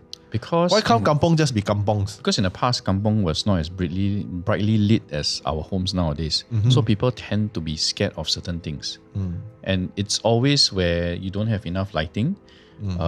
Human are just, I mean, it's like you guys said earlier, right? It's the self-defense kind of thing. Yeah. Because you can't see clearly, you will be scared naturally of things. So you think just the energy is different there? Not And so much the kampongs? energy, but it's just that because there's lack of light. No, Unless no, you're but saying what that, I assume Kyle was saying, why is it that people always say kampongs have, whenever you go to a kampong, you hear stories of kampongs being haunted, even to this day. yeah, You know what I because mean? like I said, these kampongs are not as brightly lit as Yeah, our yeah, HDB. yeah. But And there's were not you so many referring to people- like the history of kampongs? Yeah, no, why old kampongs though? Like okay, so the kampong abandoned already. Yes. Like why is it still haunted? Because the people already moved already, what? Yeah, And so- it's not a cemetery. So yeah, there's so whenever you have an empty space Mm. and typical humans, right? There must be something wrong. But Singapore is a very different place from a lot of other places. Okay. Maybe because the will wasn't written, so they couldn't transfer the property to someone for a long time. Before if the person disappears, I don't know how many years it has to take when someone disappears before before you can certify the person as dead. And then only when the person is dead are you able to will the property to another person. So when you don't do research on such things and the place is empty, naturally you have stories of that. Okay. That's what I feel. Okay, fair. I mean, Because it doesn't apply. That same theory doesn't apply to all empty places. So give me an example. There could be like fields or warehouses, which are also big empty spaces that nobody resides in, but you don't get that same feeling. Because when Kyle mentioned why is it kampongs are always associated with haunted vibes and things like that, personally, I feel it is an energy thing. People who generally live in those very small communities, right, those kampongs, they didn't wander out. It was that whole closeness. It was very insular. They had a lot of those old-fashioned traditional practices, no modern medicine. Everything was, I don't want to say a bomo, but there were a lot of witch doctors, a lot of old family cultural traditions. And I think, once again, to go back to it, a history of that kind of energy, we always believe about residual energy, right? We talk about that all the time. In fact, some would say that hauntings are just residual energy, things that had such a emotional impact that energy continues to stay there, replaying over and over again. Fair. So I feel over the years, particularly in a place that hasn't gotten out very much, the residents didn't really get out, not a lot came in. It's like just a big bubble. So it almost feels like when you cross the threshold into this kampong, it suddenly feels different. Yeah. yeah. Same with like haunted houses, right? Yeah. When you go to say, we were talking about Ferry Point, Yeah. sometimes you know exactly where that threshold is. Yeah. Yeah. It could be at the gate, it could be a few steps in, but there will be one spot where the moment you cross, Yeah. it's different, Yeah. right? Then you take 2 steps back and then then you go back. Yeah. I think, and this kind of ties to what happened to us in Changi as well. I absolutely get that, because there's this overwhelming sense of, and maybe it's just me, in most of Changi. And again, this might have something to do with the history and me knowing the history of that place. The Sukching massacres took place down there. There's this overwhelming sense of sadness that I feel. And the energy is very different there. It's a sad energy. And the moment you get to a specific area in Changi, you suddenly feel it, And again, I don't know if it's because we know the history and some part of us just immediately, almost our reflex just feels that sadness because of everything that happened there, or whether it's something else. But the idea of residual energy for me, I think, and this does go back to the kampong thing, is, things happen in a certain place. Like you said, it was home to people for so long and they never left. And, being there for so long, the energy stays down there. Yeah. Okay, so the reason why I talk about a place being empty for some time, I give a very good example, which is Matilda House here at Punggol. So a lot of people say it's haunted and everything. We've been there a couple of times to do investigation. It is the most peaceful place in the world. Because even the momoks are scared of you, bro. No, it's not, bro. So you don't think it's haunted? So the reason why it's been left there, it's not because it's haunted. It's kept there for preservation purpose. I thought See, the story was because every time they tried to look into tearing it down, something would happen to somebody. No. So we went to check in the past when I was at SPI, I went to check. It was designated as a conservation house. So it cannot be torn down because it used to be owned by this guy, a famous lawyer and also a rugby player called Cashin. So that area where it was used to be the coastal area, but because don't forget, Punggol was being reclaimed. So it looks like it's inland. Actually, it's not inland, it's just by the coast. So it was their holiday, their weekend home. So they kept it there because of preservation purpose. And eventually now when the condo is built over there, which is I think the treasure at Punggol, it is now their clubhouse. Yeah. But you saw that viral photo where people posted it was the Matilda house that during 7 months, because it's built around pools, the whole area people just burn a shit ton of offerings. Because how infamous it is, people got scared. Exactly. Like, So then they just siola. So I'm not saying it's my job, but the thing I want to get out to everyone out there is you need to do your own research a bit. And it's not everything that it's a ghost just because it's left there. You need to do a bit of research, because what I'm trying to say is don't get yourself scared for no reason. Yeah. Because it's detrimental to your sleep. Yeah. That's right. So here's another thought, another theory. Maybe places are haunted because we made it haunted. You know what I mean? Maybe it wasn't haunted before. Like for instance, with this Matilda house. Okay, so you've done your research, you found out the real story. The regular person does not know. People who decided to burn all their things over there, they did not know, right? They just now they decided chill, to now burn. they Yes, chill, but because so many people believed that it was haunted, all that energy concentrated into one space, they turned it haunted. Very So interesting. they invited, you open a portal or some shit, because it's like, They placed that energy it's into like it. intention, right? Yeah. They Okay. manifested it. Exactly. Yeah. Actually, that was the story of how Old Commando Barracks came about. There was no portal, and then eventually something like that. They painted something, and then that's how the portal came Experiment. Let's do an experiment. They- Let's make a place haunted.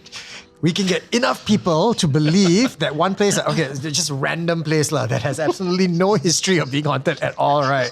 We start enough rumors, talk about it, focus on it enough, and then we come back 10 years later, and then we see whether or not this place got EDGB vibes. Cannot lah. Later lose client left, right, center. Need to pick a specific place where business not that great to begin with. I mean, there's the Trinity, right? Like the Trinity, the Red House, the White House, and then Old Changi Hospital.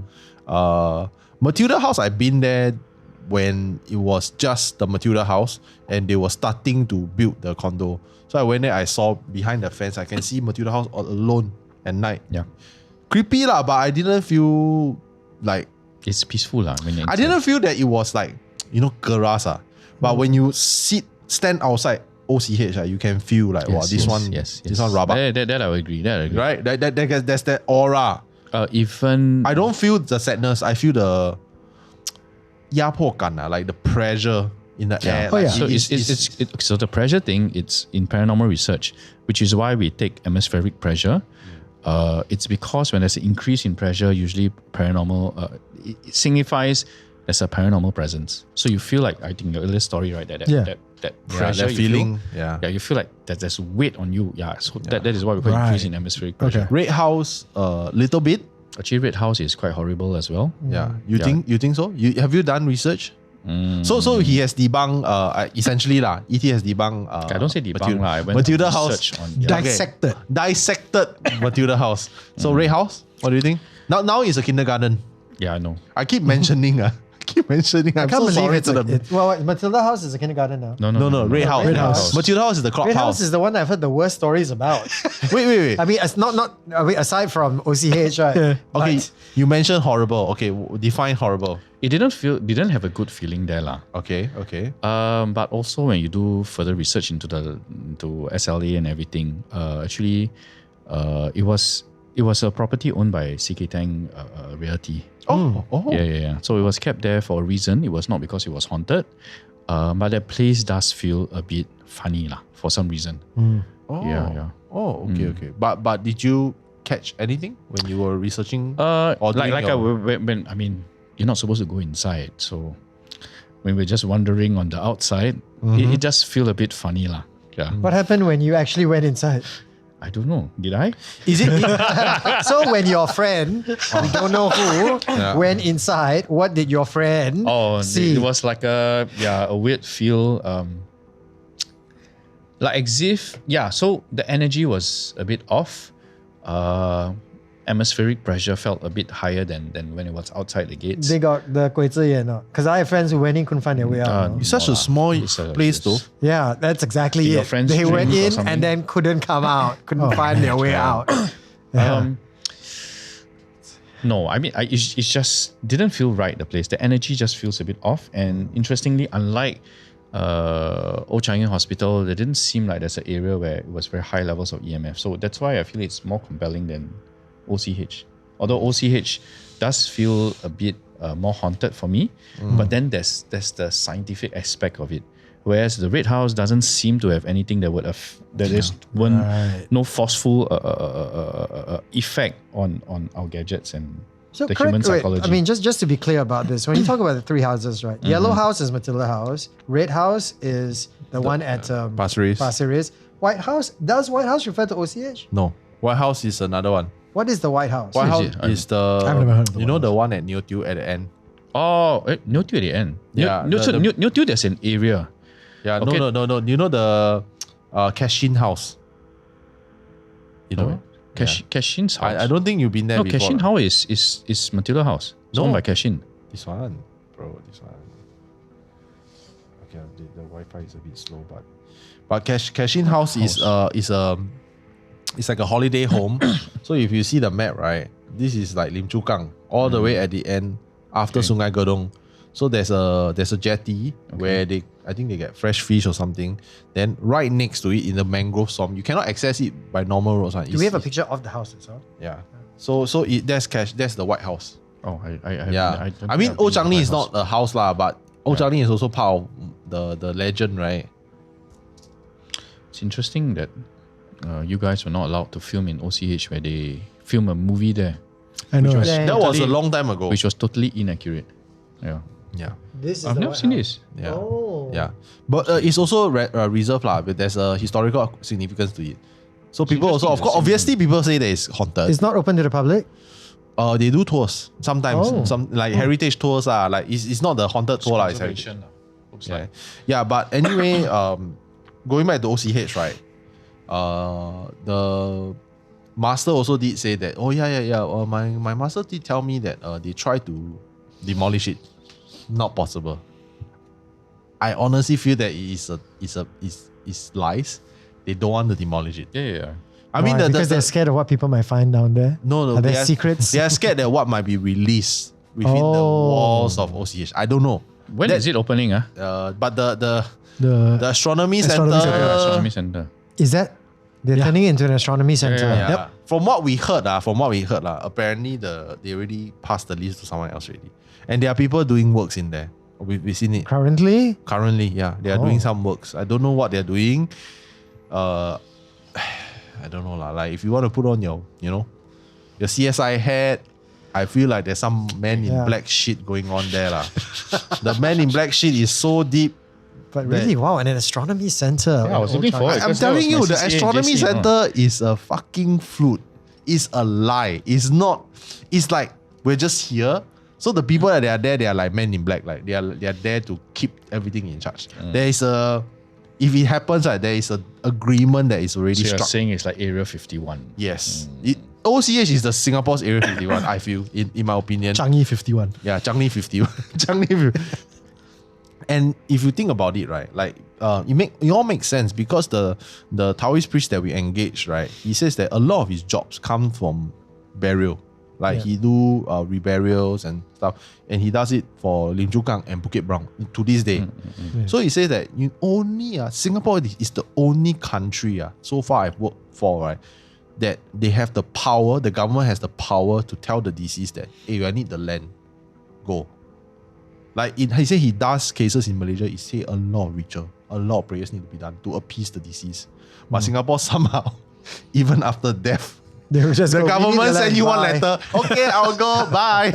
I'm blocked, bro. I'm blocked. I mean, we are law-abiding citizens. I was just about to say. alive or dead, right? That's what we are.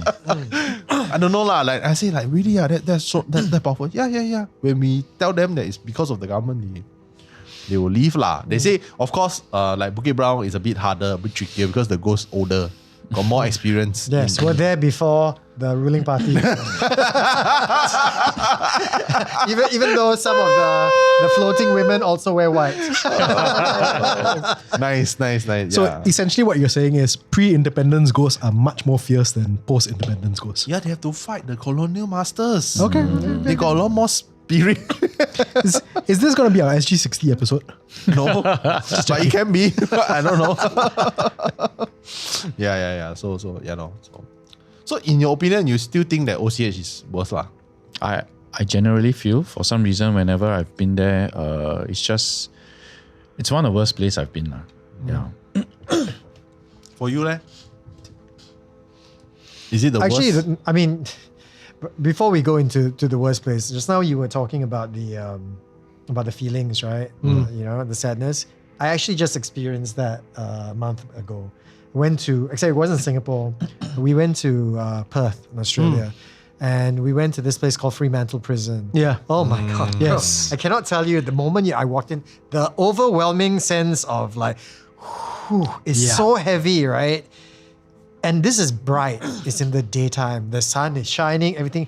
But you go in and that weight on you, even before they start telling you what happened there, you just feel so like the mood just shifts. And as they take you from cell to cell, and once again, this is before they tell you what happens. You just see, bring you to the gallows and all that. Yeah.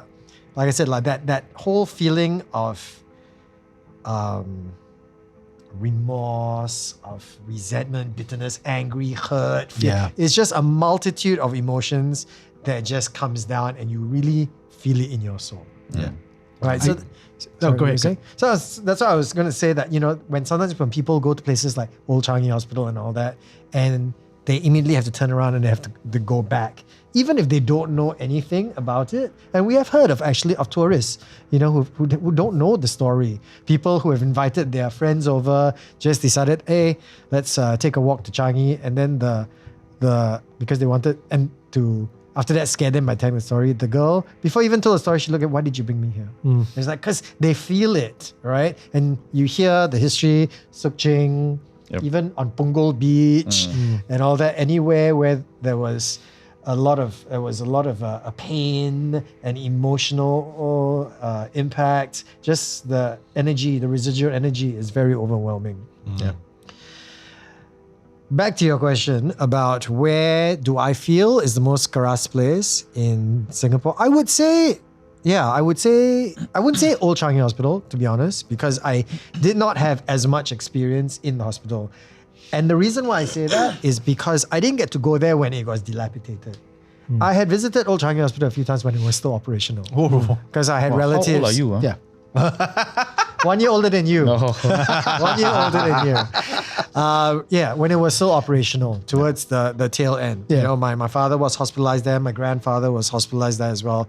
So I remember the place. But obviously when it is operational, it doesn't really feel all that creepy because there's human energy down there. There's people walking around. But I didn't really get to explore it very much after it was abandoned. And by the time I went back with you, they locked, because we couldn't go inside, right? You had to tell your story all while we were on the outside of the hospital.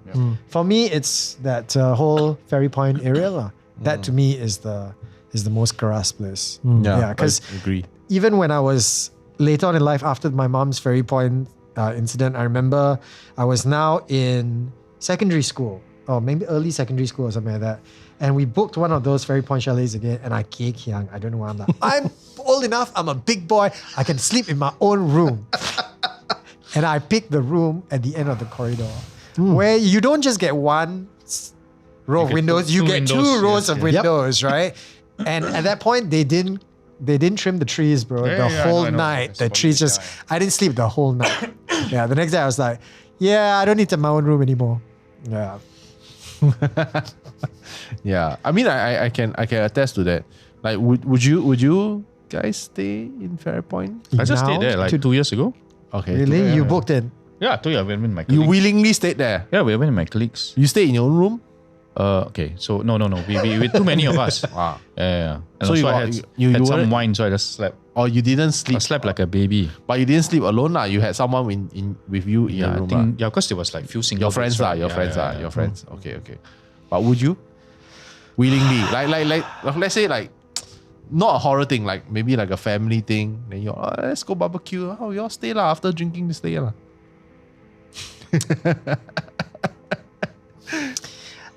I feel like had I not grown up there, I probably would be more willing to do it. Okay. Yeah, but because I unfortunately do have a lot of PTSD about the place, Fair enough. I probably wouldn't do it. Now, but I mean, obviously, if it's like, okay, if we decided, hey, let's go and do like a podcast there overnight or something like that, yeah, maybe there are other people. But if you're telling me just for the fun of it, to go and stay there, rent it for myself to go inside, I'm like, no, I don't think so. To pay money just to traumatize yourself all over again. So I mean, I have to ask you, Win. Hell no. Hell no. That was a very fast answer. Yes. Yourself? I never went there as a kid. I can't remember which chalets we went to, but it certainly wasn't that one. Just walking through that place alone, I'm like, nope. I remember when Art showed up, he was like, are you guys going to stay overnight? I was like, no. No, we're not. I can tell you where is okay to stay though in Changi is there's this bus hotel now. Have you seen the bus? Oh, yeah, They yeah, converted. yeah. Yeah, we booked it. It was a very expensive staycation. Yeah, because you booked the bus, right? Yeah. And then there's like a king size bed, 2 bunk beds, and all that. That one was fine. Yeah. But a lot of mosquitoes, I heard. Yeah. Not when we went. Yeah, like, But I mean, for me, I cannot gout attack while I was there. Like, that was the. Oh, okay. Now I'm scared. right next to the Changi village. Yes. Yeah, Yes, yes. I wanted to try that. Yeah. I was like, actually quite But it's quite not bad. pricey, right? It is very pricey. It's expensive You're paying for to the s- novelty. Yeah. It's expensive to stay in a bus. I heard they're doing that with the train as well. MRT. They're telling that. I think I read about it. Really? Yeah. So you can stay in the train? Apparently. Where? I don't know where it's located, but yeah, they separate like a car, a train car, MRT. Yeah. Nice. They did something similar near Haw Villa as well, right? I don't know. I remember like it was something like the bus hotel kind of thing at Haw Villa. Just going back a little bit to Fremantle Prison as well. Yeah. I did a tour down there was last year or the year before, and the place that really got to me was the whipping post. Oh, they didn't show me the whipping post actually. They brought us to the whipping post. I was like, that was the point where I was like, okay, now prison is bad enough. Now it's just getting uncomfortable. Yeah. I bring this up again because, and I'll open this up to everybody down here. Do you think that OCH would feel less threatening if there was actual like daytime tours through the place? There is one. No, like actual daytime tours there through is. OCH? There is. Now? Really? During Heritage Festival, yes. Oh wow! Oh, so they still open it up for tours. Of Heritage. No HANTU. Heritage. Yeah. exactly. I know, but Yeah. I'm surprised they let people in. Yeah. Has everything been cleaned up and all the graffiti all No, painted it's over? still the same. Who Yeah. wants to Oh, go wow. through like? No, why no. would you bring a tour through I always try without to cleaning go. it up? No, they get the Jerome Lim guy lah to do it. Oh, right, the history buff guy lah. Yeah. But like I always try to book. It's always fully booked. But do you think? I think people go there for the wrong reasons. They're like, Oh. yeah, we're going for No, heritage. they're going there for the right reasons. Yeah, Yeah. we're going there for heritage. But okay, so that's for heritage festivals in particular. Fremantle Prison, like every day there are tours. Yes. Do you think that if they open OCH every day for heritage tours, Have more people go through. yeah, do you think more that positive human vibe. will affect the place? I don't think in a there's a positive- difference because in my time in the military, I was a military police. Yeah. So all of us have to go visit all the various posts of all military police. Right. So we went to the detention barracks, and we were brought around the various places, just like you say, the whipping area. So it's like so the area is like a small arena where you have like stepped up seats. And then the area where the detainee will be locked up for caning or whatever purpose. Just going in there, even though it's a operational prison of sort, you could feel that atmosphere, that sadness. So I think human emotions get trapped in certain spaces. So I think whether there's a tour or not in the daytime or at night, the light effect just plays on your mind. But It the could be. emotions will get trapped in the area, even though it's like I said, Fremantle is no longer operational prison, right? So even with the operational prison, you feel the same thing. But maybe over time, because remember, with more people that come in, yes, while they take a little bit of sadness from the place, they also bring in a bit of happiness as well. So maybe 100 years from now, enough positivity would have come to You watch too many neutralize. cartoons, right? Cartoon then becomes a Because nice I want to be palace. positive, I want to be optimistic, right? Yeah. That's why sometimes they say, maybe if your house is haunted, start a family. Oh. That's the weirdest campaign. Really? For I think- starting Yeah, memory. if that place has a dark history, go there, you start a family, the joy of the children of life. You're bringing Wait. life to a place that is Who said that? people trying to sell the house. Of course. Try to sell the house. Of course. I respect what real estate agents have to go through. I understand that their job is a little bit difficult. Yes, fair enough. I respect the hustle, lah, but I it's do. a bunch of sack of shit. Wow. Because first of all, the kid will be traumatized because there will be ghosts, right? Because if it's a haunted house, the kid will say, why got ghosts one? Then if the kid don't like don't is not afraid of the ghost, then somehow become friends with the ghost. Worse, right? You can tell. You can tell the hosts of this show, right, are not fathers. Because E.T. and I, having sons, will probably be the first to tell you sometimes we rather take our chances with the ghost I think so too. I mean, at than least with the child. Yeah, the kid will be entertained, right? Then we don't have to entertain the fella. Sometimes honestly, the kids are scarier than the ghost, yeah. right? I love how normally when we have if we have true crime podcasters on the show, we always ask them which one's scarier, ghosts or people. For you guys, we have to ask which one's scarier, kids or ghosts. I take the ghost, bro. I take the ghost over the child any day. Ghosts, I feel, are less unpredictable than children. Yeah. Agree. Yeah. Okay. Cool. So thank you for coming on our show. We're gonna start wrapping up the shows already. But we will have to start with some questions that we like to ask all our guests. So both of you, what are some of your favorite movies, books, or even games? Horror ones. Ooh. Okay. We want to start with what? Anything. A game? Anything. Can be anything. Currently, my favorite game, and I used to play this once a week. If you guys play this too, we should totally do it together. Phasmophobia. Never played it, but know about it. I thought you've played this before. No. Okay, we should totally play Phasmophobia, okay? Because it's one of those, So you can for those scream, who are right? not... Yeah, yes, for those who are not in the know, right, it's you play a ghost investigation, investigator. You go with your friends, each of you bring your equipment, and you do I don't want to say stupid things now. Yeah, you saw him staring at you. ET is going to go, hey, this is very serious stuff. You go in with your EMF meter, right? And you need to find the ghost, and you need to ask questions like, are you there? Are you listening? How old are you? In order to elicit a response for your, what do you call the record, to get, what do you call them? EVP? No. Yes. Electronic voice Voice. procedure. Yeah. So you got to do all these things, and you got to do this in a team. So that's my favorite HANTU game right now.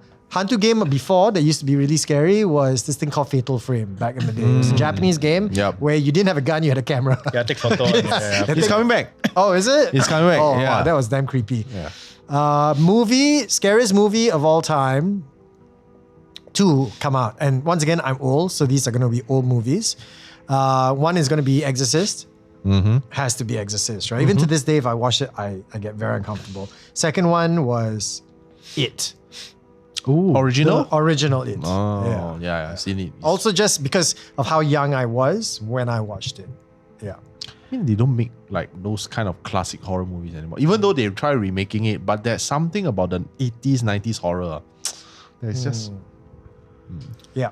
And horror book was this book by, I think, Dean Koontz. It's called Dream Warriors or something like that. Yeah. Yeah. And it was about a demon who would impregnate women in real life. Oh, come on. Yes, he would come into through their dreams, impregnate them, and his spawn would burst out of them with in the form of eels with teeth that would bite their man bits. Yeah, it was that was my It's favorite. really messed up. So did he die in the end? The demon, did he die in the end? Or like was it like a sad I think ending? it's a series. Yeah. Oh. They managed to defeat him at the end of that book, but he may have come back after that. Oh my god. Okay. Is he? Okay, for me, I don't really play that much games. But for books wise, I'm the kind that don't really read novels and stuff. In fact, that's what got me into paranormal investigation. In primary school, I used to go to the library, borrow books about the supernatural, about reading about Bigfoot, Loch Ness. It was my passion. These were the only things I read. I mean, textbook also, I cannot even sit down and read. But these were the things I used to read. So those were the books, the various stuff about paranormal activity. The other one, which is movies, I've got 2 of my favorites. One is The Ring, the original version. Ringu, For some reason, I feel that movie is cursed. Because after watching the movie, a couple of paranormal activities seemed to happen to me, but I think maybe it's my imagination. I'm not Someone sure. sent you videotape, is it? No. You thought you were watching blue tape and then it turned out to be something else. What's the cursed thing that happened to you? Okay, so so in the past when I used to watch my friends, I used to be like the duty driver, send everyone home, then I go home. So I was about to take the lift, press the lift door open, a shadow flies out of it. It's a freaking cat that was sleeping inside the lift, then ran out. So I a bit kanchong. I went home. I was going to use the toilet. But I could hear someone in the toilet, which I assume was my sister. I said, "Cici, are you done not?" And no one replied. Then okay, don't disturb her, I just go and sleep lah. And then I woke up in the middle of the night. Okay, so I stay in a maisonette. So my kitchen is downstairs, my room is upstairs. I could hear pots and pans clanging outside my door. At a point in time, I didn't have a religion, but I could remember the Hail Mary and stuff. So I said the Hail Mary because I was really scared, right? And I couldn't call my parents because we didn't have handphones then. Yeah. And I was on the upper floor. I can't climb out my window. I will like break my limb or something. So all I did was, I was so scared. I said my prayer until I fell asleep. And then the next day, I found out that the person in the toilet wasn't my sister. Because I asked her, she said, no, I was asleep all the way. But I could distinctively hear someone using the toilet and flush after that as well. And then I was sitting at my coffee table having my breakfast. Then my mom comes by and said, "Hey, what's wrong with you? Why your face so butchered?" Which is pale. Pale. Yeah. It's like, I said, "I watched this horror movie." She said, "You watch horror movie where got scared one? Why your face like?" I said, "I don't know." So I felt very traumatized after that because I had some nightmares after that. I couldn't sleep properly for a few days. Then after that, it dissipated. But those were my army days. And I had this army colleague.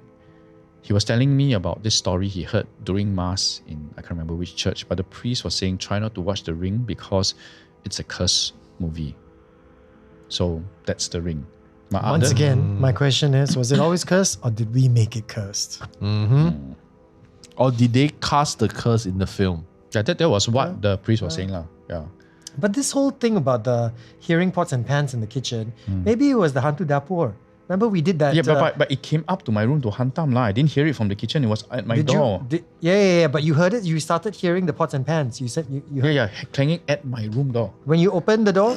I didn't dare to open the door, bro. But it's not like the next day you opened the door and you saw a pot. No, there was outside. nothing there. There was nothing there. Wait. Upper Hantu Hantu Dapur? Dapur, ghost of the kitchen. Kitchen. Oh. Yeah. Wait, there's a ghost of the kitchen. Yeah. So in one of our RPS episodes, I interviewed one of my colleagues, and he said when he was young, I think it was his dad or his grandfather, something like that, thought there was, or rather his grandmother, but essentially woke up because they heard a lot of noise in the kitchen, thought that it was the father or grandfather making a sandwich or cooking or something like that. And when they went to go and they saw a spirit floating with pots and pans floating around her. And apparently there is a name. There is a ghost of the kitchen. This is from the Malay folklore lah. Yes, it is. Oh, okay. Yeah. Okay, interesting. Yeah, so that's why when you said, then you heard toilet flushing, I was like, is there a Hantu Jamban as well? Yeah. And so then my second favorite movie, it's Shutter. Oh yeah, hell yeah. I love English version or the American version or the Thai version? What English version? What English version? It was brilliant lah. So then I used to disturb my friend. Yeah. Hey bro, every day you got backache, right? You watch this movie. You used to disturb me too also, because at one point I was having neck ache. So I love these two shows. Yeah. But you believe that, even to this day, you believe that it was a curse lah. I have no idea about why I would hear. So I cannot come to the conclusion why I hear pots and pans clanging at my door, because to me there's no logic lah. Why I would hear that, because it doesn't sound like anything else. Could it be your house haunted instead of Ringu? I don't think so, because I still live there, in the same place. That's room? where my daughter's room is. Oh no. I don't see anything Yeah. that occurs. Your daughter's so scary, chase the ghost away. I think so. 'Cause, got Pranakam blood or the chili party, yeah. Cool. Now, we ask this for all our guests, okay? It could be existential, it could be like straight up like ghosts or whatever, but what scares you the most? If it helps, our answer for this is chicha. Yeah, it's very lame. Okay. It's super lame. There's a chicha, is yours kachua? You scared of kachua? Some people are quite scared of kachua. Yeah. Actually, it's me staying in a hotel room alone. Huh? Really? Yeah. Really? You cannot stay in hotel room alone? I will never want to. Why? Because every time when I do that, I feel that sometimes entities want to communicate with me. Right. Yeah. But you don't believe, right? I never said I don't believe. It's Okay. just that every time when there's a case, I try to see if I can decipher it by signs. And if you notice, when I can't decipher it by signs, then it's probably something else. Okay. Yeah. So actually, I don't. The people have this misconception. I'm always debunking stuff. It's just because of the research that I do. I try to see whether I can offer an alternative explanation. And it's just a ghost. But this is the reality. This is really my biggest fear, which I don't think many people know about. Yeah. But why? Okay. So why not help them? Because I don't know what they are. And I don't know, because you see, based on research, I generally feel they're negative energy. What they are, it's not what we think it is. Okay. It is not a humanoid. It is something we can't explain. Like I said, in the past, people used to worship the sun, thinking it's God, but actually it's just a burning ball of gas. The same thing when we're dealing with entities or paranormal stuff, we don't know what it is. It's not Casper the Friendly Ghost, but we don't know why it is. You think it's something more? It's probably, I feel it's an energy, it's an energy thing, a negative energy. So can I really help it? I don't know, because there are shapeshifters, there are jinns around. Yeah. It may not be exactly what you think it is. It may seem like a relative that needs help, but that's not exactly what you're perceiving. I see. Yeah. So based on that fear, you have never stayed alone in a hotel room before? I try not to. If I do, I make sure I have a few couples of wine, and then I make sure it's lit, and then just knock out. Yeah. Also, that's one of the reasons why you drink wine. No lah. It's not. I'm just trying to create an It's not, opening it's for you. not, Okay. Actually, I do share that fear. But unfortunately, because of work, I have to have. Yeah, so I just blast some Korean drama, and I just try to knock out. Most of the time, you don't really get good sleep, but whatever. It is what it is. Well, I mean, as an uncle, easy for me to say, what scares me more, Gen Zs. Oh! But I mean, if I had to think about it, I think I have quite vivid dreams at night, right? And sometimes because they're so vivid, they're so realistic, and they scare me. It could be anything. It could be dying, it could be in a car accident, it could be getting arrested. But over the years, I have come to almost find solace where when it becomes so terrible, I kind of know in the back of my mind, even though I'm dreaming, that it's a dream, and you're gonna wake up. Yeah. And thankfully, shortly after that, I do. My biggest fear is one day I'll be going through something like that, and I realize it's not a dream. Oh. Yeah. So the reality of things Yes. hitting in Yeah. is the fear. Wow, that's deep. Oh, yeah, I think you're the first one who say that. Yeah. I think he's the first one who say that. Yeah, that's correct. Also, both your answers just make our Chicha answer look terrible. Stay in hotel room alone. What? Because Why couldn't one of you say Kachwa? because he may or may not be the EMF. You dissect case not enough. You become the EMF yourself. Come to me. Yeah. Exactly. Okay, I think you did it. Yeah. All right. So before we go, can you tell our audience where to catch RPS? Any other projects that you guys want to tell our audience about for each of you or for together as RPS? First, we just want to say thank you very much for giving RPS a try if you haven't found us already. RPS stands for Radio Paranormal Singapore. You can find our audio podcast as infrequently as it comes out on Spotify or basically Apple, wherever wherever podcasts are found. You can find us on our Facebook page as well. You can get contact details there.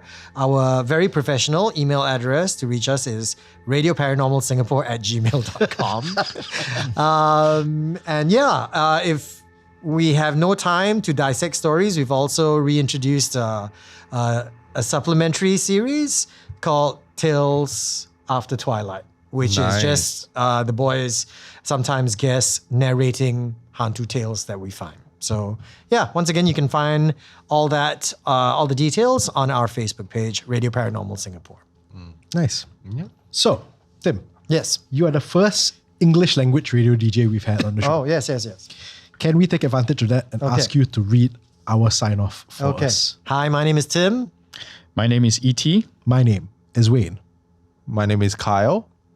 And remember, just because they're stories doesn't mean they're not true. Good night, everyone. Woo! Good night. If you want to stay up to date on HANTU or listen to our other podcasts like Ghost Maps, subscribe now and follow us on social media. Look for We Are HANTU or click the links in the description. You can also be one of our supporters on Patreon. Dead Air is a HANTU production. hosted by Kyle Ong and Wayne Ray, with album art by Jolene Lim, and recorded on Audio Technica mics.